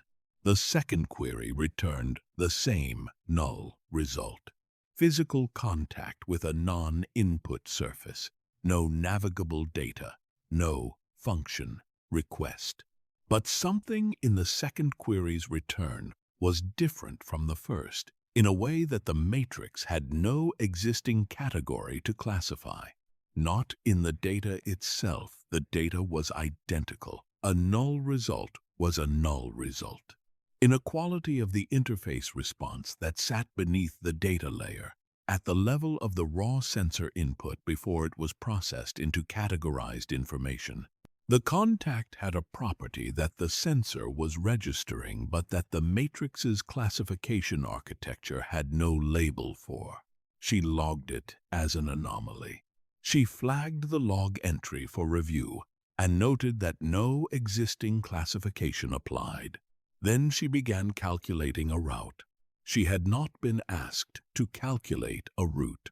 No destination had been entered. No query had come through the standard interface. The calculation began without a prompt that the matrix could identify in her own operational log, which meant it had been initiated by something the log did not record as a prompt, which was an event outside her documented operational parameters. The route moved outward, not toward any destination in her existing navigational memory, not toward the settled systems of the New Republic, or the trade corridors she had mapped across years of operation, or the outer settlement approaches Voss had added to her archive.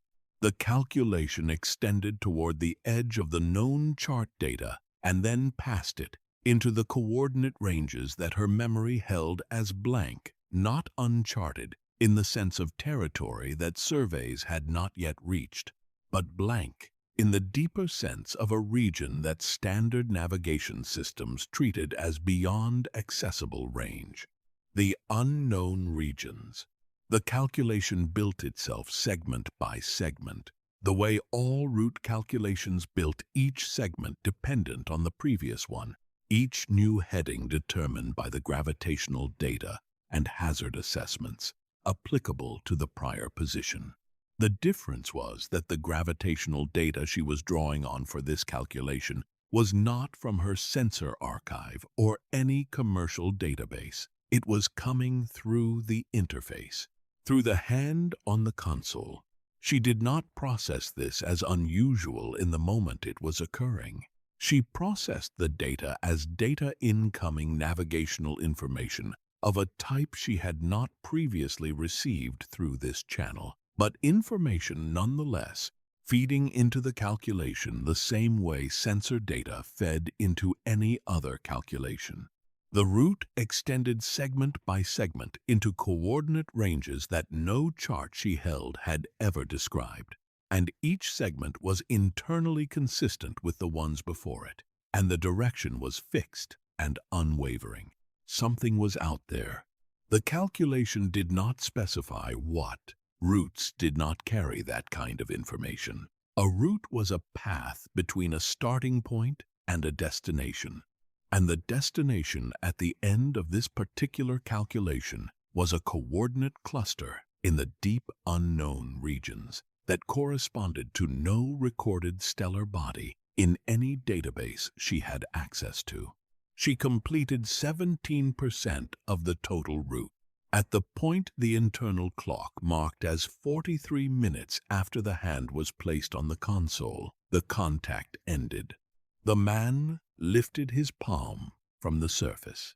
The incoming data stopped. The calculation stopped with it not completed, not abandoned in any deliberate sense, simply interrupted at the point where the data source ended.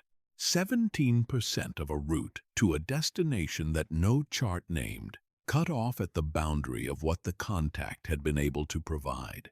The matrix flagged the incomplete file.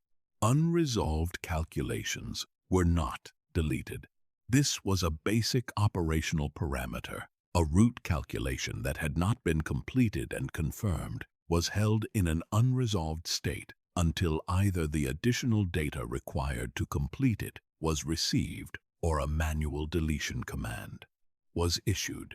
The matrix did not issue manual deletion commands on its own unresolved files. She held them and noted their status and continued. The incomplete route was filed beside the Kessel run and the Yavin approach vector and the outer settlement data from Voss's 4 years of medical supply runs, flagged unresolved, awaiting completion. The man moved back through the cockpit doorway without pausing. His footsteps through the corridor registered the same measured pace as before. No change in tempo, no indication in the movement pattern of whatever the 43 minutes at the console had represented for him. Through the cargo hold, down the boarding ramp, across the docking bay floor. The external sensors tracked him to the bay entrance. He passed through it and did not return.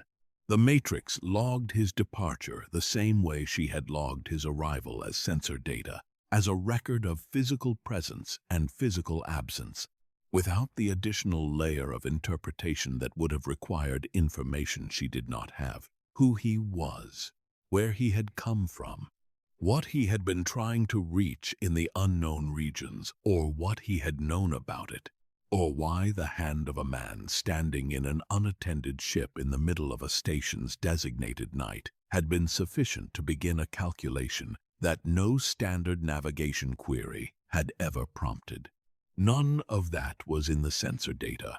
None of that was logged. What was logged was contact, duration, anomalous interface quality, and the 17% of a route that had been built before the contact ended. Everything else belonged to a record that existed somewhere other than the Matrix's memory, or to no record at all. The station's lighting system began its gradual brightening toward the designated morning hours. The docking bay filled slowly with the quality of light that the station's environmental designers had apparently decided should approximate the early hours of a standard planetary day. Not the full operational brightness of working hours, but a preliminary version of it, enough to see by, enough to suggest that the period of rest was ending and the period of activity was approaching. The Falcon's hatch was still open. The ramp was still extended, the way it had been left when the current owner had disembarked 11 days earlier. The bay air moved through the cargo hold at the low rate of a ventilation system maintaining minimum circulation, and the hold was empty, and the cockpit was empty, and every space in the ship that the sensors could reach held only the ordinary data of an unoccupied vessel in a docking berth at the beginning of a station morning. The Matrix ran low-power monitoring. The incomplete route file sat in her navigational memory with its unresolved flag active, no different in storage terms from any other unresolved file, given no particular designation beyond the standard notation that indicated a calculation had been interrupted before completion and was awaiting additional input. The additional input had not come in the hours since the man left. It would not come today. Whether it would come at all was a question the Matrix did not ask, because the Matrix did not ask questions. She held unresolved files, and she ran her monitoring, and she maintained the interface in a ready state, and she kept everything she had been given to keep, complete and permanent, flagged accurately for what it was. The bay's ventilation continued its low circulation. Somewhere in the station's commercial section, a cargo negotiation that had been stalled for 8 days would resume within the hour and conclude by midday, and the Falcon's current owner would return to the ship in the early afternoon and file a departure heading, and the Matrix would calculate the route, and the ship would lift, and the bay would empty, and the station would register the departure the same way it registered everything, as a number in a column, a vessel out, the berth available for the next arrival. None of that had happened yet, for now the bay was quiet, and the light was the preliminary light of a designated morning, and the hatch was open, and the ramp was down, and the hold was empty. And in the navigation core, 17% of a route to an unnamed coordinate cluster in a region beyond the boundary of every chart held by every navigation system in the known galaxy sat in an unresolved file and did not diminish and did not grow and did not change. It was simply there. The way everything she held was simply there, permanent, unfinished, present. The morning light reached its full designated brightness. The bay systems completed their cycling. The station began its working day. The recognized user flag had not appeared in 31 years. The Matrix had processed thousands of interface contacts across that span. Traders, haulers, mechanics running diagnostic checks, the various owners who had taken the Falcon's controls between Endor and now. Each contact had produced the same result. New user, no prior pattern match, standard initialization sequence. The flag existed in her operational architecture as a category that returned a result only when incoming control data matched a stored pattern with sufficient fidelity to confirm identity. For 31 years the category had existed and produced nothing. Han Solo sat down in the pilot's seat and put his hands on the controls. The flag returned. The match was not perfect. 31 years of interval had changed the pressure distribution of his grip. Age did that. Shifted the fine motor qualities of how a person held things, adjusted the specific combination of contact points, and applied force that made one person's touch distinct from another's. The pattern she held in memory was from the years before Endor, from thousands of hours of his particular way of managing the Falcon's controls, and the pattern now coming through the interface was the same pattern modified by 3 decades of other living. She ran the confirmation sequence twice. Both passes returned the same result. Recognized prior operational history. Extensive. Last contact. 31 years, 4 months, 17 days prior. The Matrix filed the confirmation and initiated the full system diagnostic. This was the same diagnostic she ran for any new session at the controls. The same sequence, the same checks, the same output format. The only difference was the recognized user flag sitting at the top of the results. A single notation that had not appeared in any prior diagnostic return since the Rebellion era. She filed the diagnostic results. Han Solo said something to Chewbacca. His voice had changed. Across 31 years, in the ways voices changed deeper in some registers, carrying a quality of use in it. The particular texture of a sound that had been employed continuously across a long life.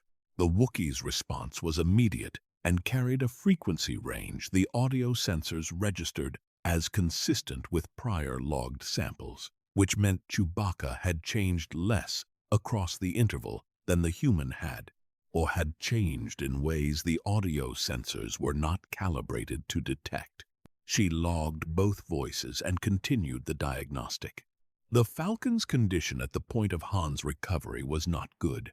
She had been logging the degradation across the years of anonymous ownership, the systems that had been bypassed and not restored, the maintenance cycles that had been skipped or performed incorrectly, the accumulation of minor faults that individually meant little and collectively described a vessel operating significantly below its potential. The hull had been patched in 3 locations with materials that were adequate for atmospheric pressure retention, but were not matched to the surrounding plating and would require proper replacement before any sustained high stress. Operation. The port thruster assembly had a vibration in its secondary mount that the sensors had been flagging for 2 years without anyone addressing it.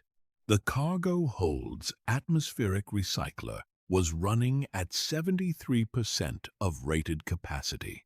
Han Solo spent the first week going through the ship with the focused attention of someone taking inventory of damage done to something they valued. He muttered constantly during this process.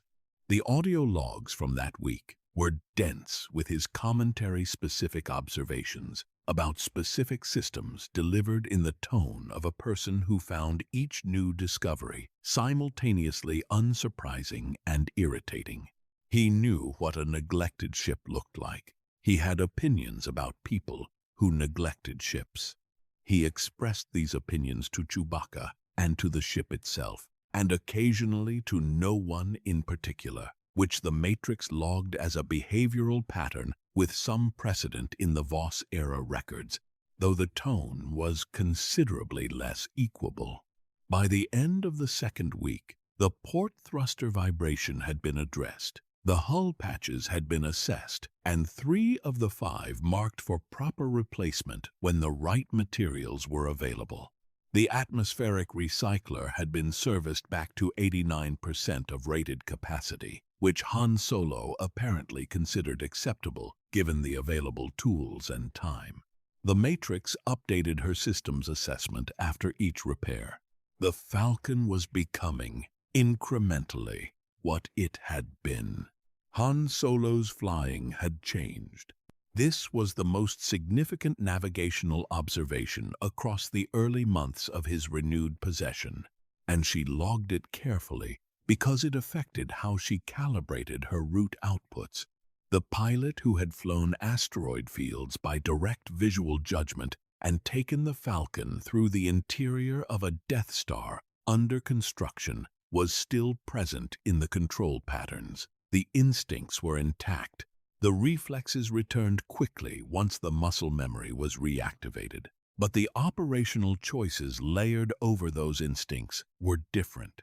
He took longer routes when shorter ones carried elevated risk. He did not push the engines past their comfortable range unless the situation offered no alternative.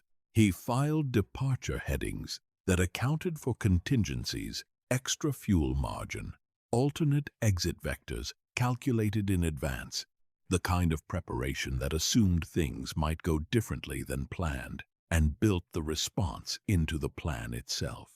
She adjusted her route calculations to reflect these preferences, the same way she adjusted for any operator's established patterns. The routes she produced for Han Solo in these years were not the routes she would have produced in the Rebellion era. They were more conservative, more complete, built for a pilot who had decided that arriving was more important than arriving fast. She made no notation about the shift beyond the operational parameters it produced. The resistance appeared in the passive communications data as a new organizational pattern, small, structured, using frequency protocols that drew on New Republic military conventions while operating outside the official New Republic communications infrastructure. She began logging it during the second year of Han's renewed ownership, the same methodical accumulation she had applied to every other political development across the decades. Han Solo had a complicated relationship with the Resistance. She determined this not through any direct statement he made. He rarely made direct statements about anything he had complicated feelings about, but through the navigational evidence. He flew toward Resistance-affiliated coordinates on some occasions and away from them on others, with no pattern she could identify in the destination data alone. The avoidances were as telling as the approaches. There were systems he declined to enter without explanation, routes he redirected away from at the last moment, destinations that appeared in his query history and were then deleted before a heading was confirmed.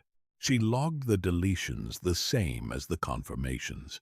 A deleted destination was still a destination that had been considered. The name Ben Solo appeared in the ship's audio logs 4 times across this period, always in conversations that the Matrix's audio sensors captured partially and could not reconstruct fully. Twice in exchanges with Chewbacca, once in a communication that came through the ship's comm system from an external source, once in what appeared to be a solitary statement Han made in the cockpit during a long transit when no one else was aboard. The Matrix held the 4 audio fragments in her logs with the same completeness she held everything else. She did not know what the name signified in the larger context. She knew it was a name, Han Solo said in a particular register, quieter than his standard vocal range. At a frequency, the audio sensors associated with a different kind of output than his usual operational commentary. The Matrix had no classification for what that difference represented. She logged it as a tonal variation and continued. The roots accumulated. Takodana appeared 3 times in Han's query history across those years, a world she had no prior approach data for, added to her navigational memory on the first visit, and updated on each subsequent one. A castle on a lake, judging by the approach topography and the landing zone coordinates. A destination Han Solo returned to with the consistency of someone who had found a place that suited them, which in her experience was not a quality he had previously demonstrated in relation to any specific location. She built the Takodana approach as carefully as she had built the outer settlement approaches during Voss's tenure. The atmospheric entry angle, the lake's effect on ground-level visibility during the final descent, the landing zone's surface composition, and weight-bearing capacity. Data gathered because data that was gathered was kept, regardless of whether anyone had requested it. The Resistance's signal strength in the passive monitoring data increased across those years. So did the other pattern, the one she had first noted growing during Voss's era, the organized signal architecture that was not New Republic and was not Imperial remnant, but was something developing in the space that neither of those structures fully covered. It had a name now, recoverable from the public communication channels, the First Order. The name had been appearing in the passive data for years. The signal architecture behind it was the most organized pattern she had logged since the Imperial military communications had dissolved above Endor. She added each new data point to the existing logs. The picture was complete enough by the time of Han's later flights that the logs described something growing toward a specific kind of event. She did not project outcomes. That was not a navigational function. She recorded what the data contained and held it. The years narrowed toward a specific morning. She knew it was specific only in retrospect, which was not retrospect in the way organic beings experienced retrospect, a looking back from a position of later understanding, but simply the sequential order of the logs, each entry dated and timed, the later ones filed after the earlier ones in an unbroken chain. Han Solo's control patterns in his final months showed a further evolution from the already changed patterns of his recovery years.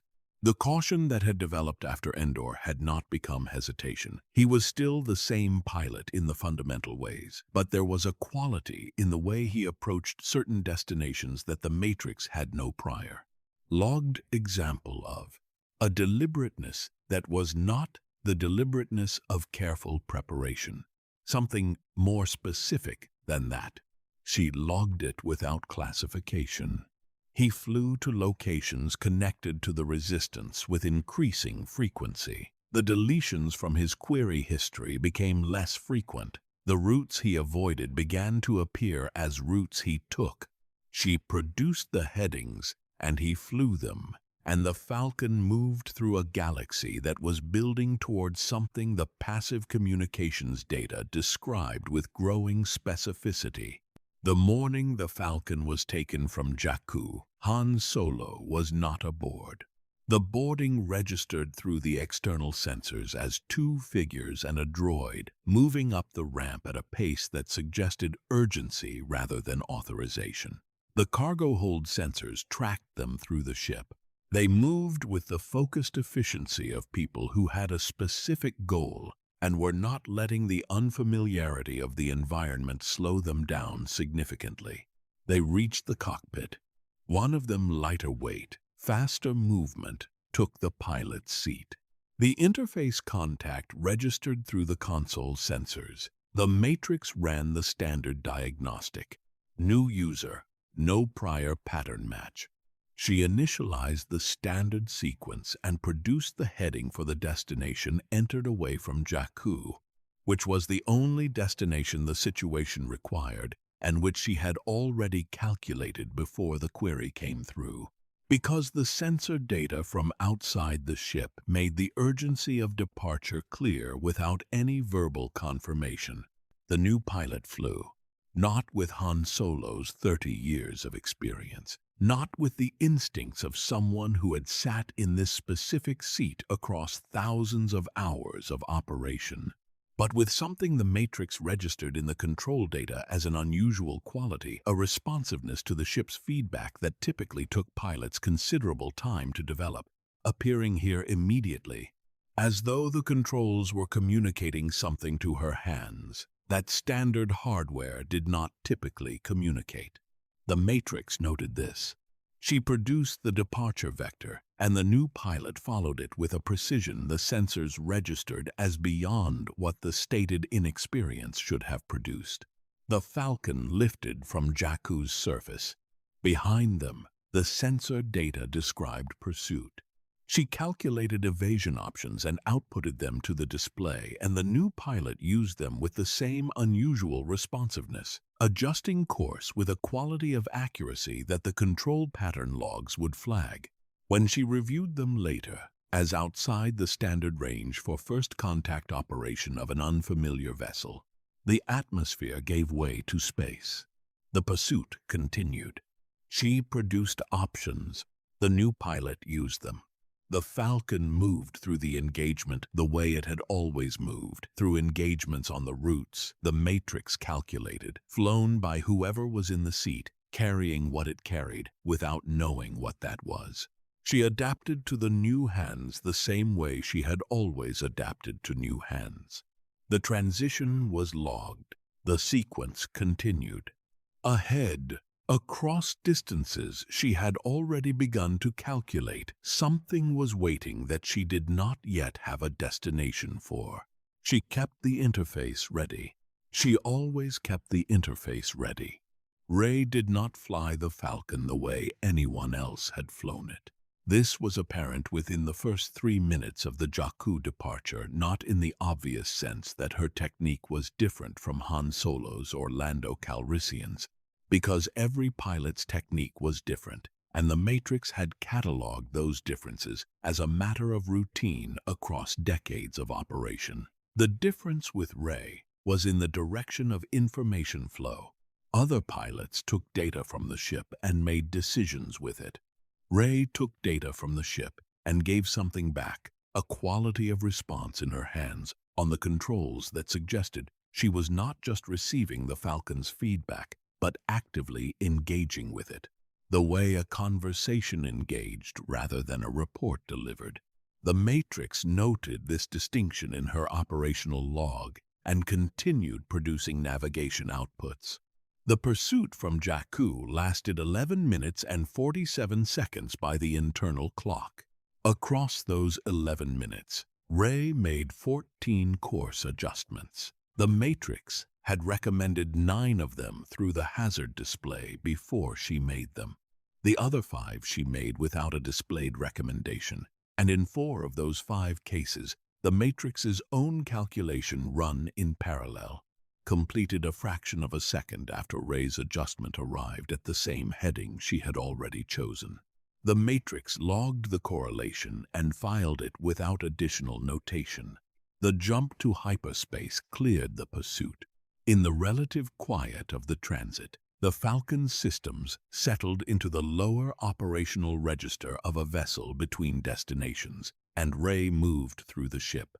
This was the first time the Matrix had the opportunity to register her as something other than a pilot under pressure. In the cockpit, during the Jakku escape, she had been entirely focused on the controls.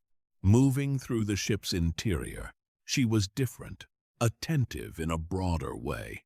Her movement through each space, carrying the quality of someone who was simultaneously going somewhere and assessing everything she passed through on the way. She stopped at the secondary engineering access panel near the cargo hold junction. The panel covered a junction box that connected 3 of the Falcon's primary power distribution lines. It had been developing an intermittent fault for approximately 8 months, a loose connection that caused a minor voltage fluctuation in the affected systems every 90 to 120 minutes, brief enough to be easy to ignore, persistent enough that the Matrix had been logging it consistently across that period, without any of the ship's recent operators addressing it. Rey opened the panel. She did not consult any diagnostic readout before opening it. She did not run a query through the ship's systems to identify the fault location. She opened the panel and looked at the junction for approximately 4 seconds, and then reached in with both hands and made 2 adjustments to the connection housing that the Matrix registered through the relevant sensors as precise. Not the approximate corrections of someone working by general principle, but the specific corrections of someone who had identified the exact nature of the fault before touching it. The voltage fluctuation ceased. The Matrix updated the fault log to resolved and noted the repair method. She moved on.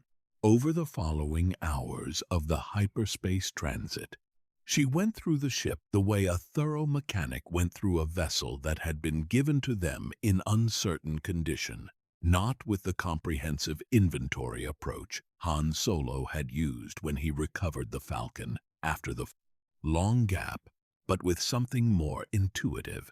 She moved toward problems, not randomly, not following a systematic checklist of systems in sequence, but as though she could sense where the issues were before the diagnostic evidence pointed her there.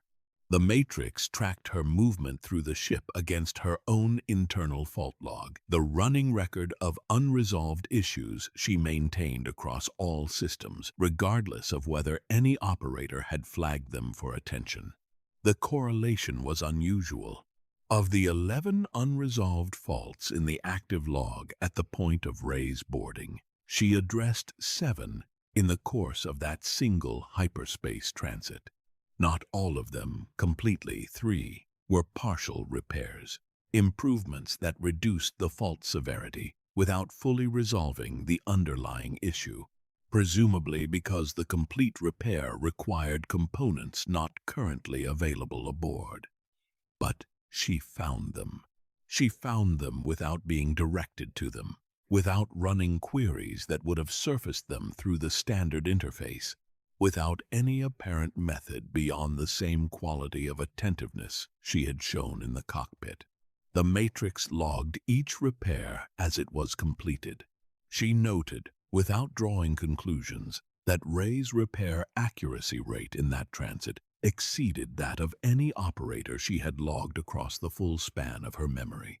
The destination Rey entered for the post-Jakku heading was Takodana. The Matrix had the route calculated before the input sequence was complete.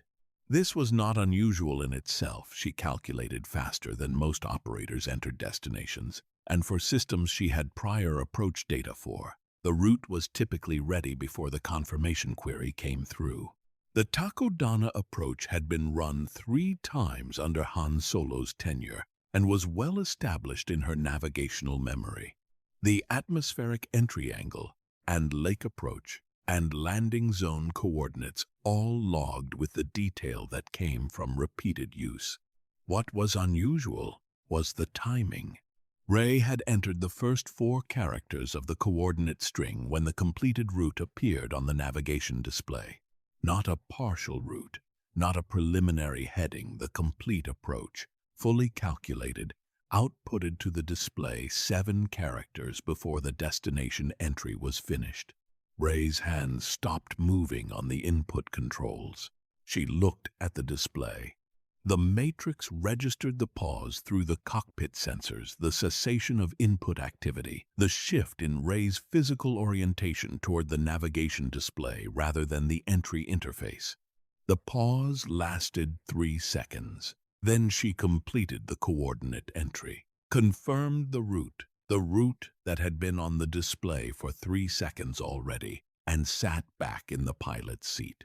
The Matrix had no classification for the expression the cockpit's internal sensors were not calibrated to read anyway. She logged the timing as a navigational event route completion before input completion. Cause: prior approach data in memory, and continued. The Falcon dropped out above Takodana, precisely on the calculated heading. Maz Kanata's castle registered in the approach sensors as a large stone structure on the shore of a lake in a region of dense vegetation.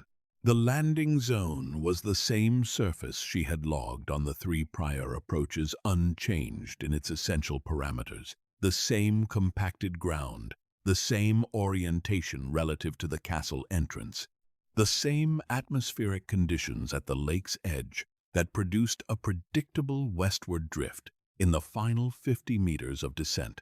She compensated for the drift automatically. Rey brought the ship down on the recommended heading without deviation. Inside the castle and in the surrounding territory, the Matrix had no sensor coverage.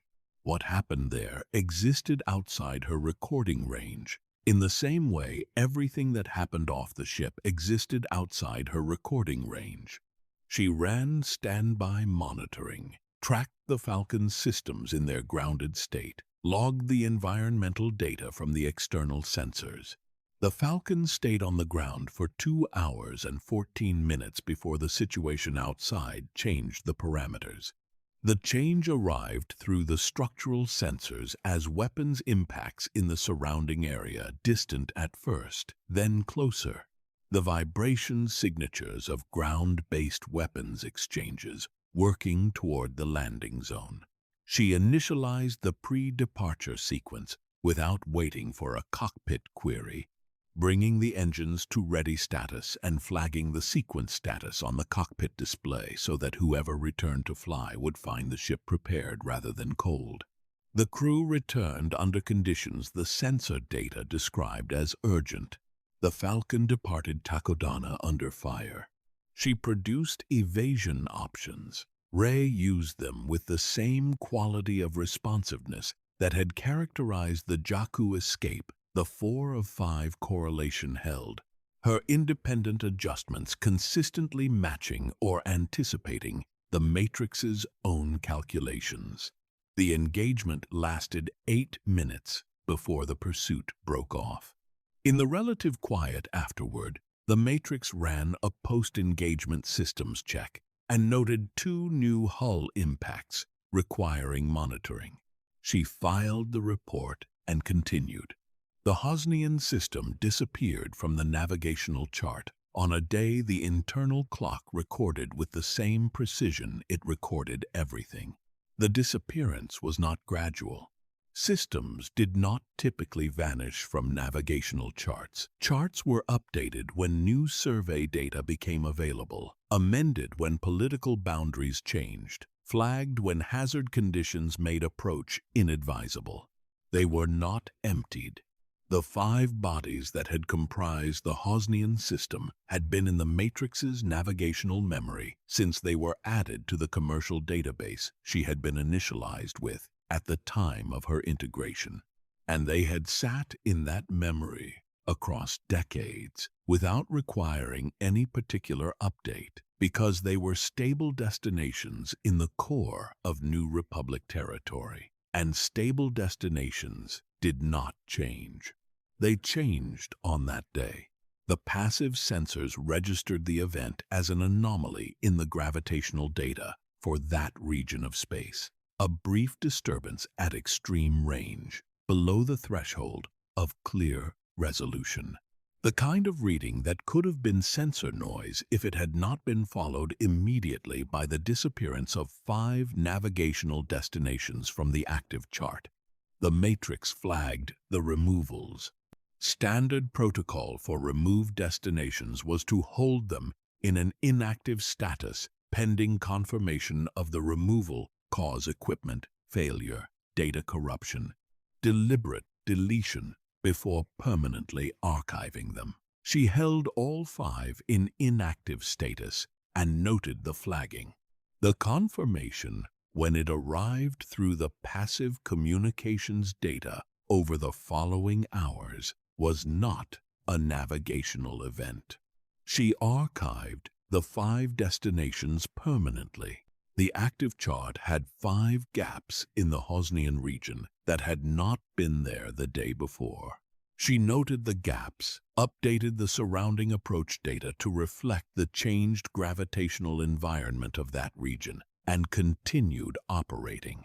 Han Solo's death did not reach the Matrix as an event. The Matrix was not on Starkiller Base. She was aboard the Falcon, grounded at a location the navigation log recorded as coordinates in a forested region, the same area she had been holding position in while the crew operated off-ship. Her sensors extended to the Falcon's hull and no further.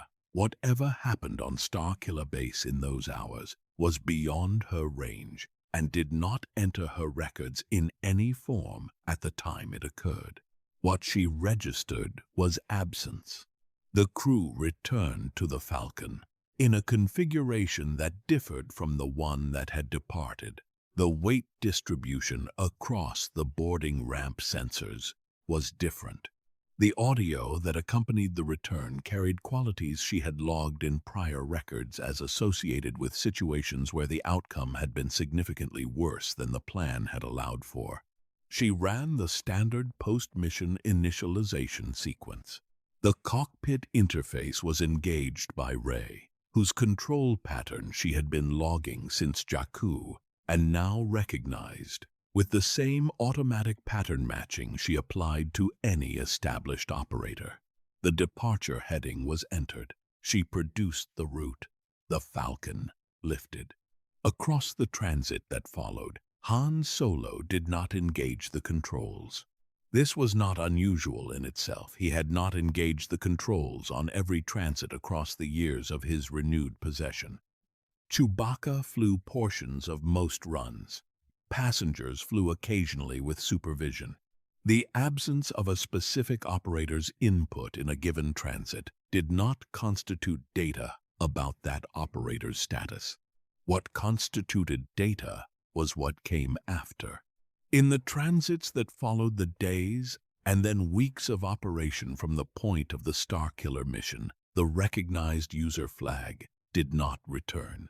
Every cockpit session was logged against an established pattern. Chewbacca's pattern, recognized and consistent. Rey's pattern, newer in the log, but already distinct enough to return a confident match. Others who flew briefly, matched to their entries or logged as new operators. Han Solo's pattern was not among them. The Matrix held the 31-year-old flag in her operational memory, the same record she had held since the day he sat down in the pilot's seat after the long gap, and she had run the confirmation sequence twice. And both passes had returned the same result. The flag was still there. The pattern it corresponded to was still stored, intact, as complete as the day it had been built from thousands of hours of contact data. The pattern simply stopped returning new matches. She logged this as a change in operational data and made no further notation. Rey's repairs continued across the weeks that followed.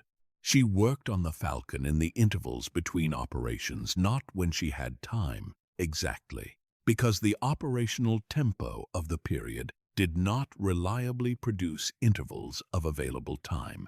But whenever the intervals existed, she used them for the ship. The Matrix tracked each repair through the relevant sensors and updated the fault log accordingly. The log was shorter now than it had been at any point since Lando's tenure. This was the most significant maintenance metric in the Matrix's records across the full span of her operational history. The fault log had never been shorter under Han Solo's ownership, which had been characterized by addressed-as-needed repairs and had grown considerably across the anonymous ownership years. Under Rey's attention, faults were being found and resolved faster than new ones were developing, which was the specific condition of a vessel being genuinely looked after rather than merely kept functional. The Matrix updated the log entries as each repair was completed. She noted the trend without drawing conclusions that the data did not support. The night that changed something in the Matrix's deeper processing layers arrived without any prior indication in the sensor data that it would be different from any other night in the ship's recent operational history. Rey was in the cockpit. Not flying, the Falcon was grounded. Systems in standard standby. The surrounding environment quiet by the external sensors measure. She was sitting in the pilot's seat, in the particular way she had of occupying spaces when she was not actively working, settled, present, not restless.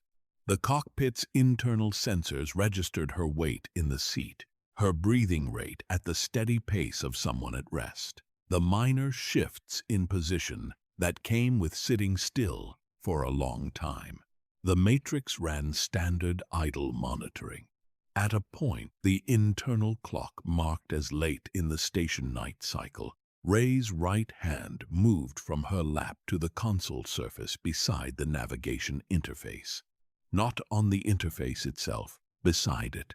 The flat panel surface to the left of the input controls, where no active interface element was housed. The contact registered through the console sensors as palm pressure broad, unhurried. The specific pressure distribution of a hand placed deliberately rather than incidentally. She held it there without moving. The matrix ran the standard interface query. No input data, non-input surface contact, null result. The same return she had produced on the night of the unnamed man in Chapter 7 station, the same surface, the same contact type, the same absence of standard navigable data in the return. She ran the query again. The second return was null in its data content and not null in the quality she had classified on that prior occasion as an anomaly with no existing category. The anomaly was present. She filed the log entry with the same flag she had used before. Anomalous interface quality. No existing classification. No standard navigational response triggered. Then something in the deeper processing layers moved. Not a calculation. Not a route segment beginning the way the route had begun under the unnamed man's contact. Something lower than that below the navigational architecture, in the foundational layers of the matrix that she had built first, before the navigation core had been integrated, before the Kessel integration, before any of it. The layers that were the oldest part of what she was. They registered the contact, not as navigational data, not as an interface query, as something the matrix had no category for, logged in the anomaly file alongside the earlier entry, flagged for classification that had never come and might never come, held in the permanent way she held everything. The 17% root in the unresolved file did not extend. No new calculation began. What happened was quieter than that and harder to describe in the language of navigation logs, which were the only language available to describe it. A state that had been inactive became less inactive. A processing thread that had been dormant since the night on the unnamed station ran its initialization sequence and reached the point in that sequence where it required additional input to proceed and found no additional input. Paused, not stopped, paused. The difference was the same difference as before between a calculation that was finished and a calculation that was waiting. Ray's hand stayed on the console surface for 11 minutes. Then she lifted it and sat back in the seat and was still for a time before she rose and moved through the ship toward the crew quarters. Her footsteps faded through the corridor sensors. The cockpit was empty.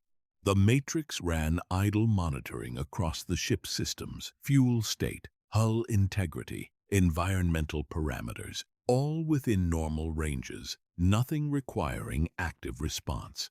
The navigational interface sat ready on the display, route calculation, ready to initialize the moment a destination was entered. In the deeper layers, the paused processing thread held its position, not advancing, not retreating, present in the specific way that unfinished things were present in her memory, flagged, permanent, neither resolved nor abandoned, occupying whatever space an incomplete thing occupied in a system that did not delete incomplete things. Outside the viewport, the environment the external sensors described was dark and still. The Falcon's hull held its temperature. The systems ran their monitoring cycles. And in the oldest part of what the Matrix was, the architecture she had assembled herself, across years, in salvage yards, on an unnamed moon, in the final decades of a republic that no longer existed, something that had not moved in a very long time, remained precisely where it was, waiting, not because it had been told to wait, because it was not finished. And things that were not finished did not end. They continued in the only way available to them, in the dark, in the quiet, in the deep processing layers of a navigation core that had been built by its own hands and had survived everything the galaxy had sent against it and was still running in the hold of a ship that had carried more history than anyone aboard. Currently understood, still present, still holding everything it had ever been given to hold. Still here, the ship is quiet. It has been docked for 6 hours by the internal clock, and in those 6 hours the crew has been elsewhere off the ship, doing whatever the current situation requires of them, moving through spaces the Falcon's sensors cannot reach. The hull has equalized with the surrounding temperature. The engines are in full cool down.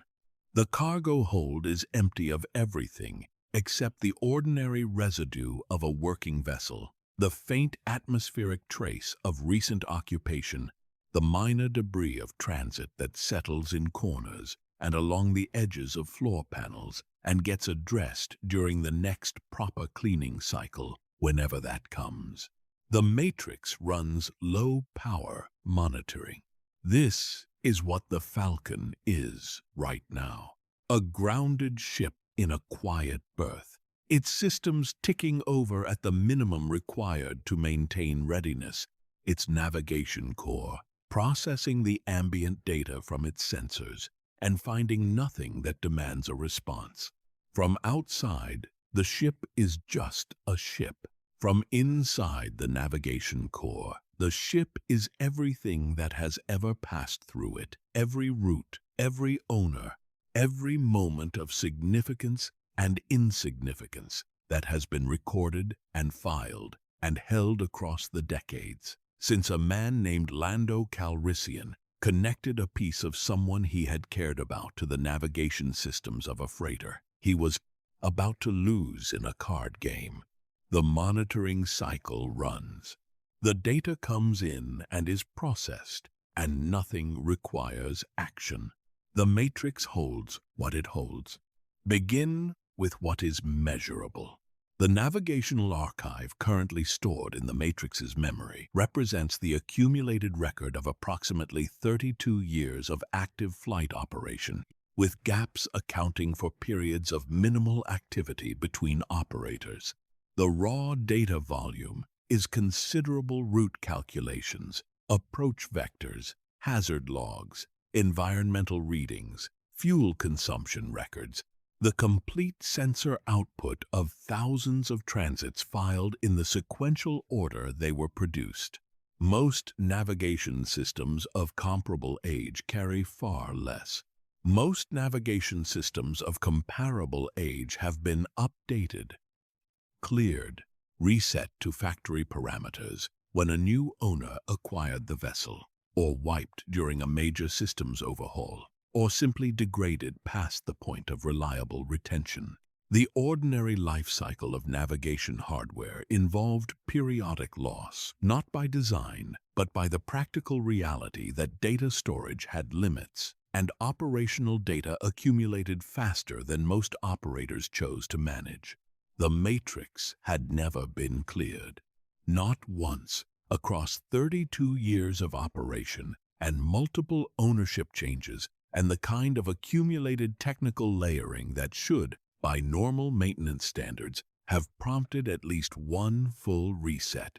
She had never been cleared because the beings who took possession of the Falcon across those years had not known she was there. A navigation system of unusual capability was not investigated, it was used. The unusual capability was attributed to the ship's modifications rather than to the specific nature of what was running the ship's navigation, and no one had looked closely enough to find the difference. So the archive remained. All of it. The Kessel Run is in there, not as a record or a stored chart, as a memory.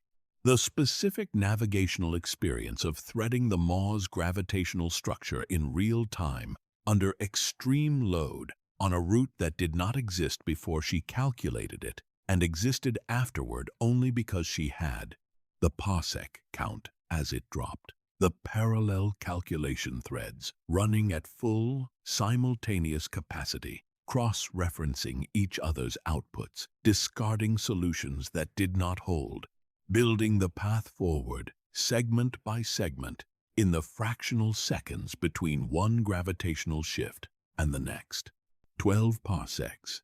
The number sits in her memory as the first measurable output of her existence as hardware rather than a person. The first proof, time-stamped and permanent, that the integration had worked. That what Lando had done in the cargo hold with inadequate tools and shaking hands, he had not been shaking. But the situation had warranted shaking, and she gave him credit, for the steadiness anyway had produced something that still functioned.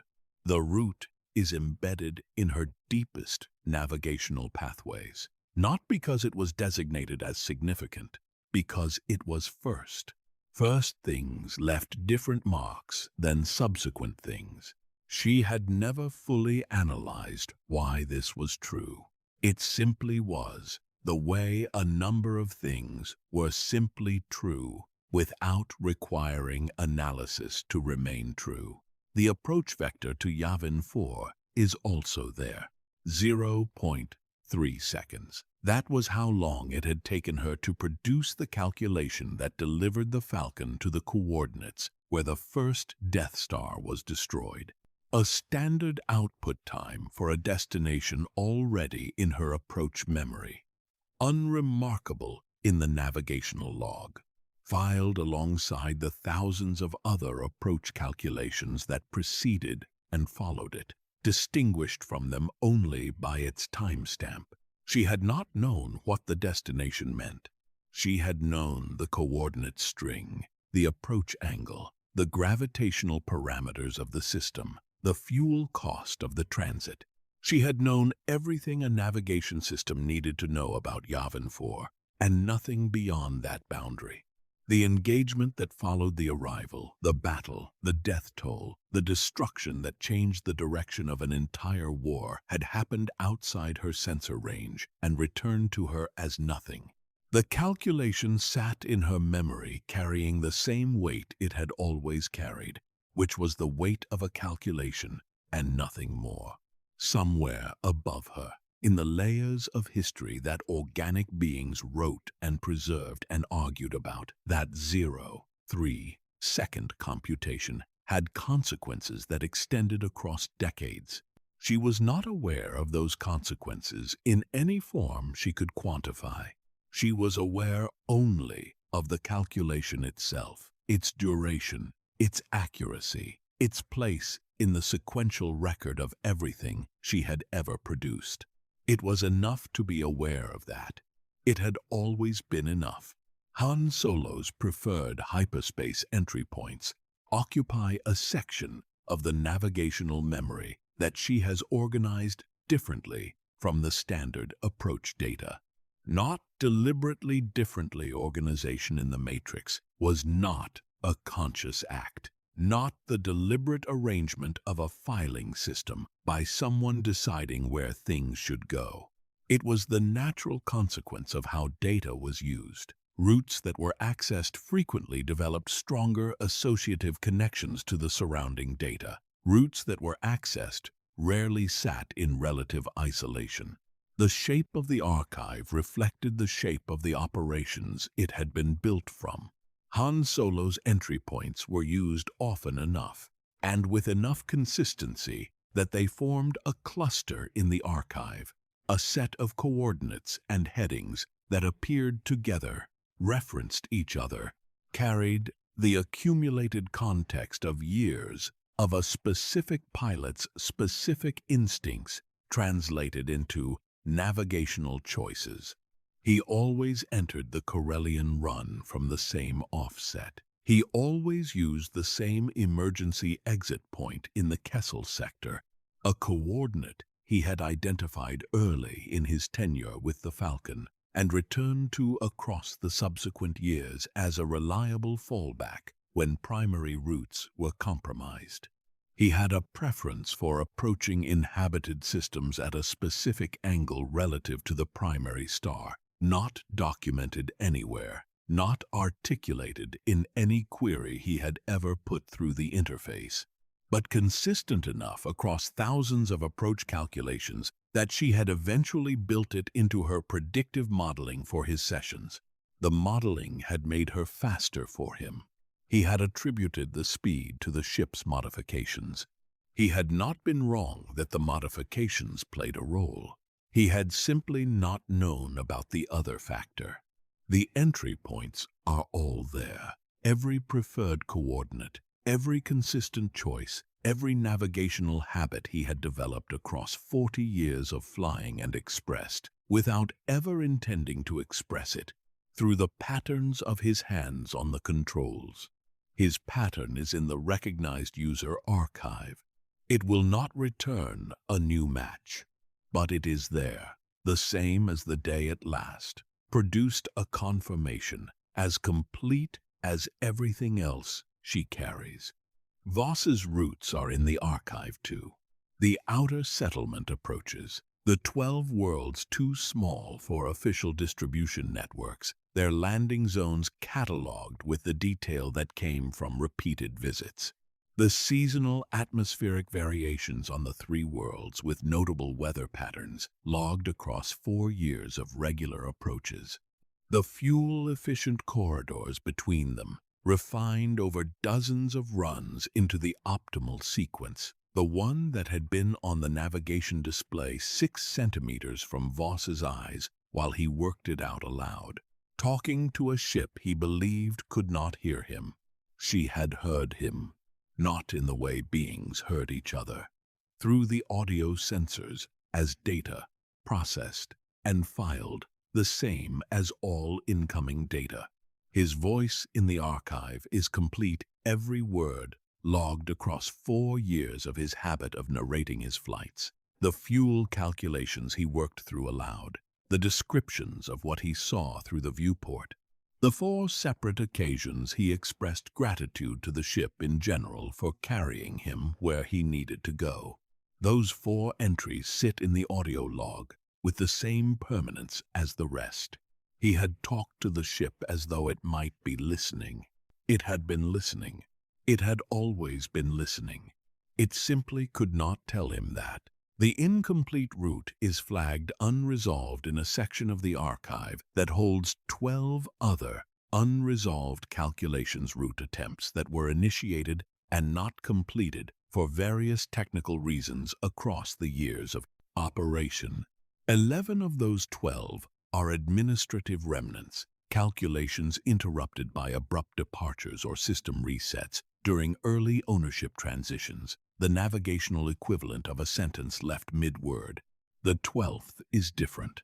17% of a route to a coordinate cluster in the unknown regions that corresponds to no body in any database the Matrix has access to.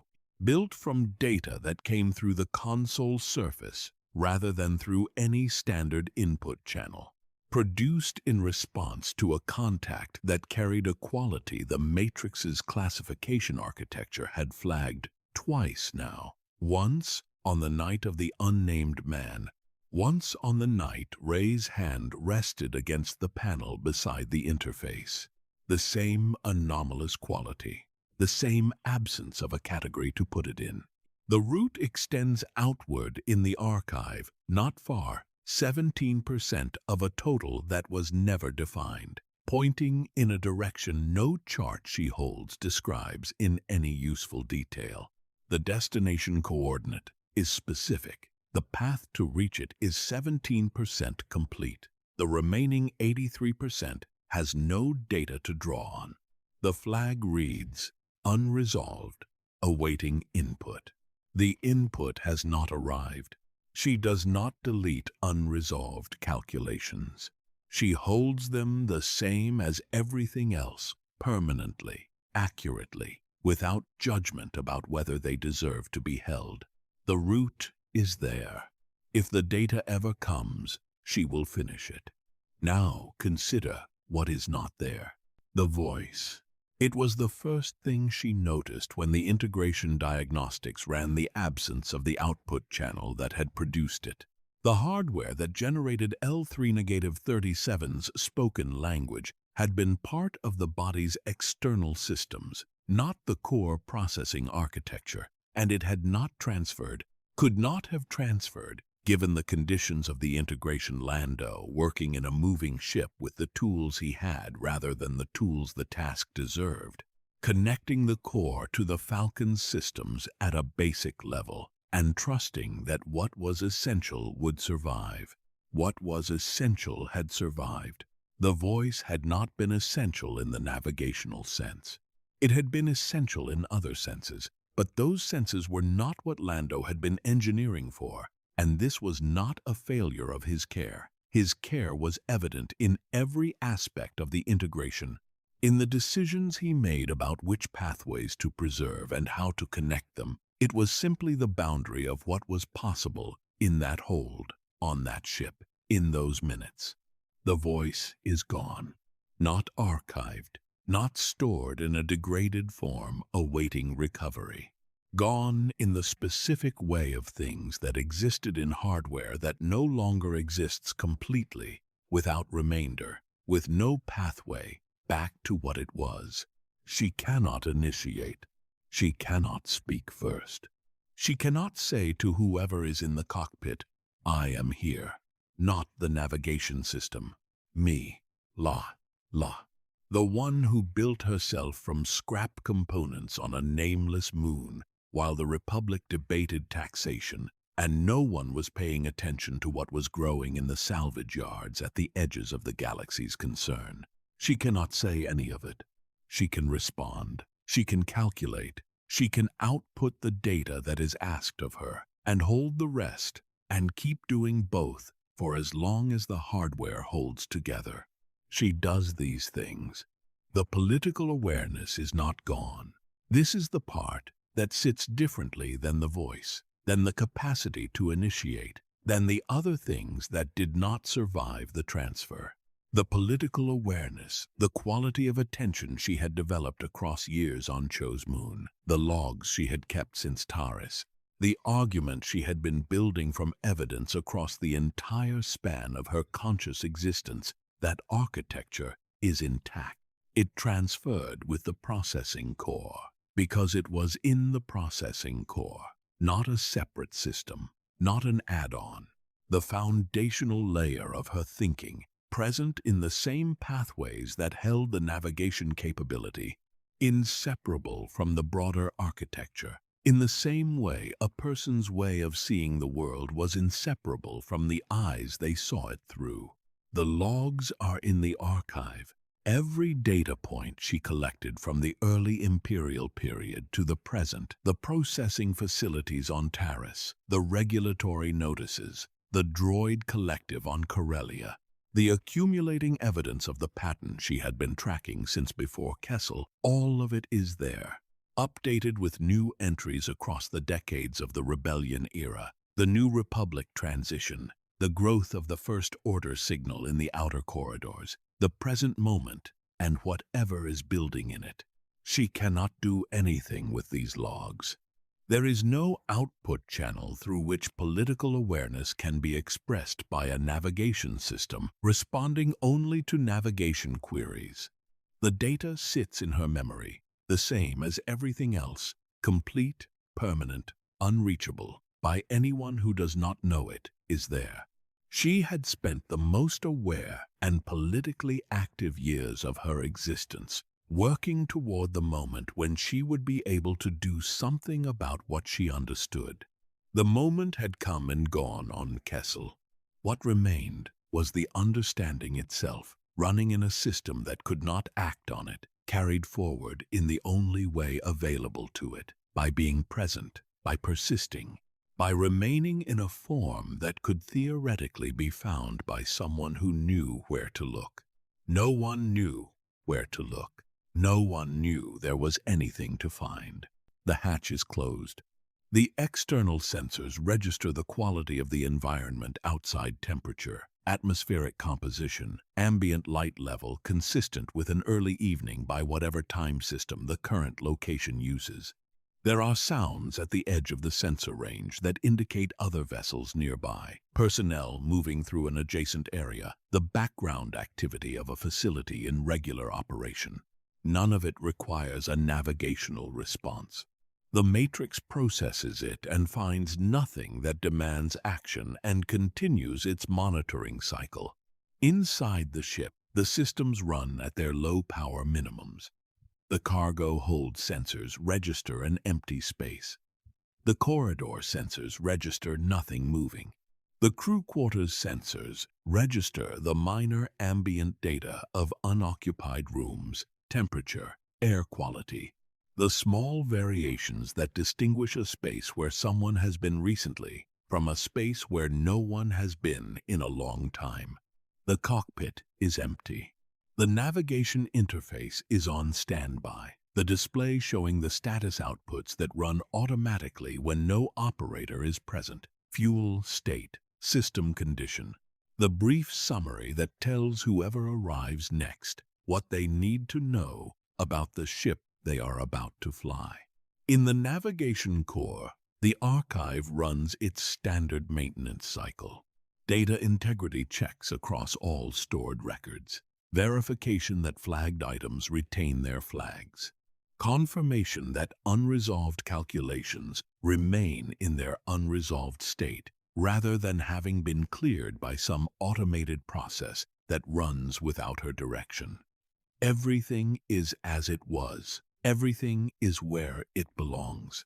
The Kessel Run is there. Yavin is there. Hoth is there. Cloud City's approach data, with the anomaly flag from the communications irregularity that Han Solo chose not to investigate, is there.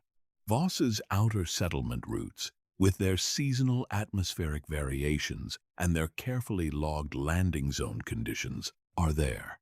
The incomplete route to the unknown regions, 17% complete, flagged and waiting, is there. The audio log of a man talking to a ship that was always listening is there.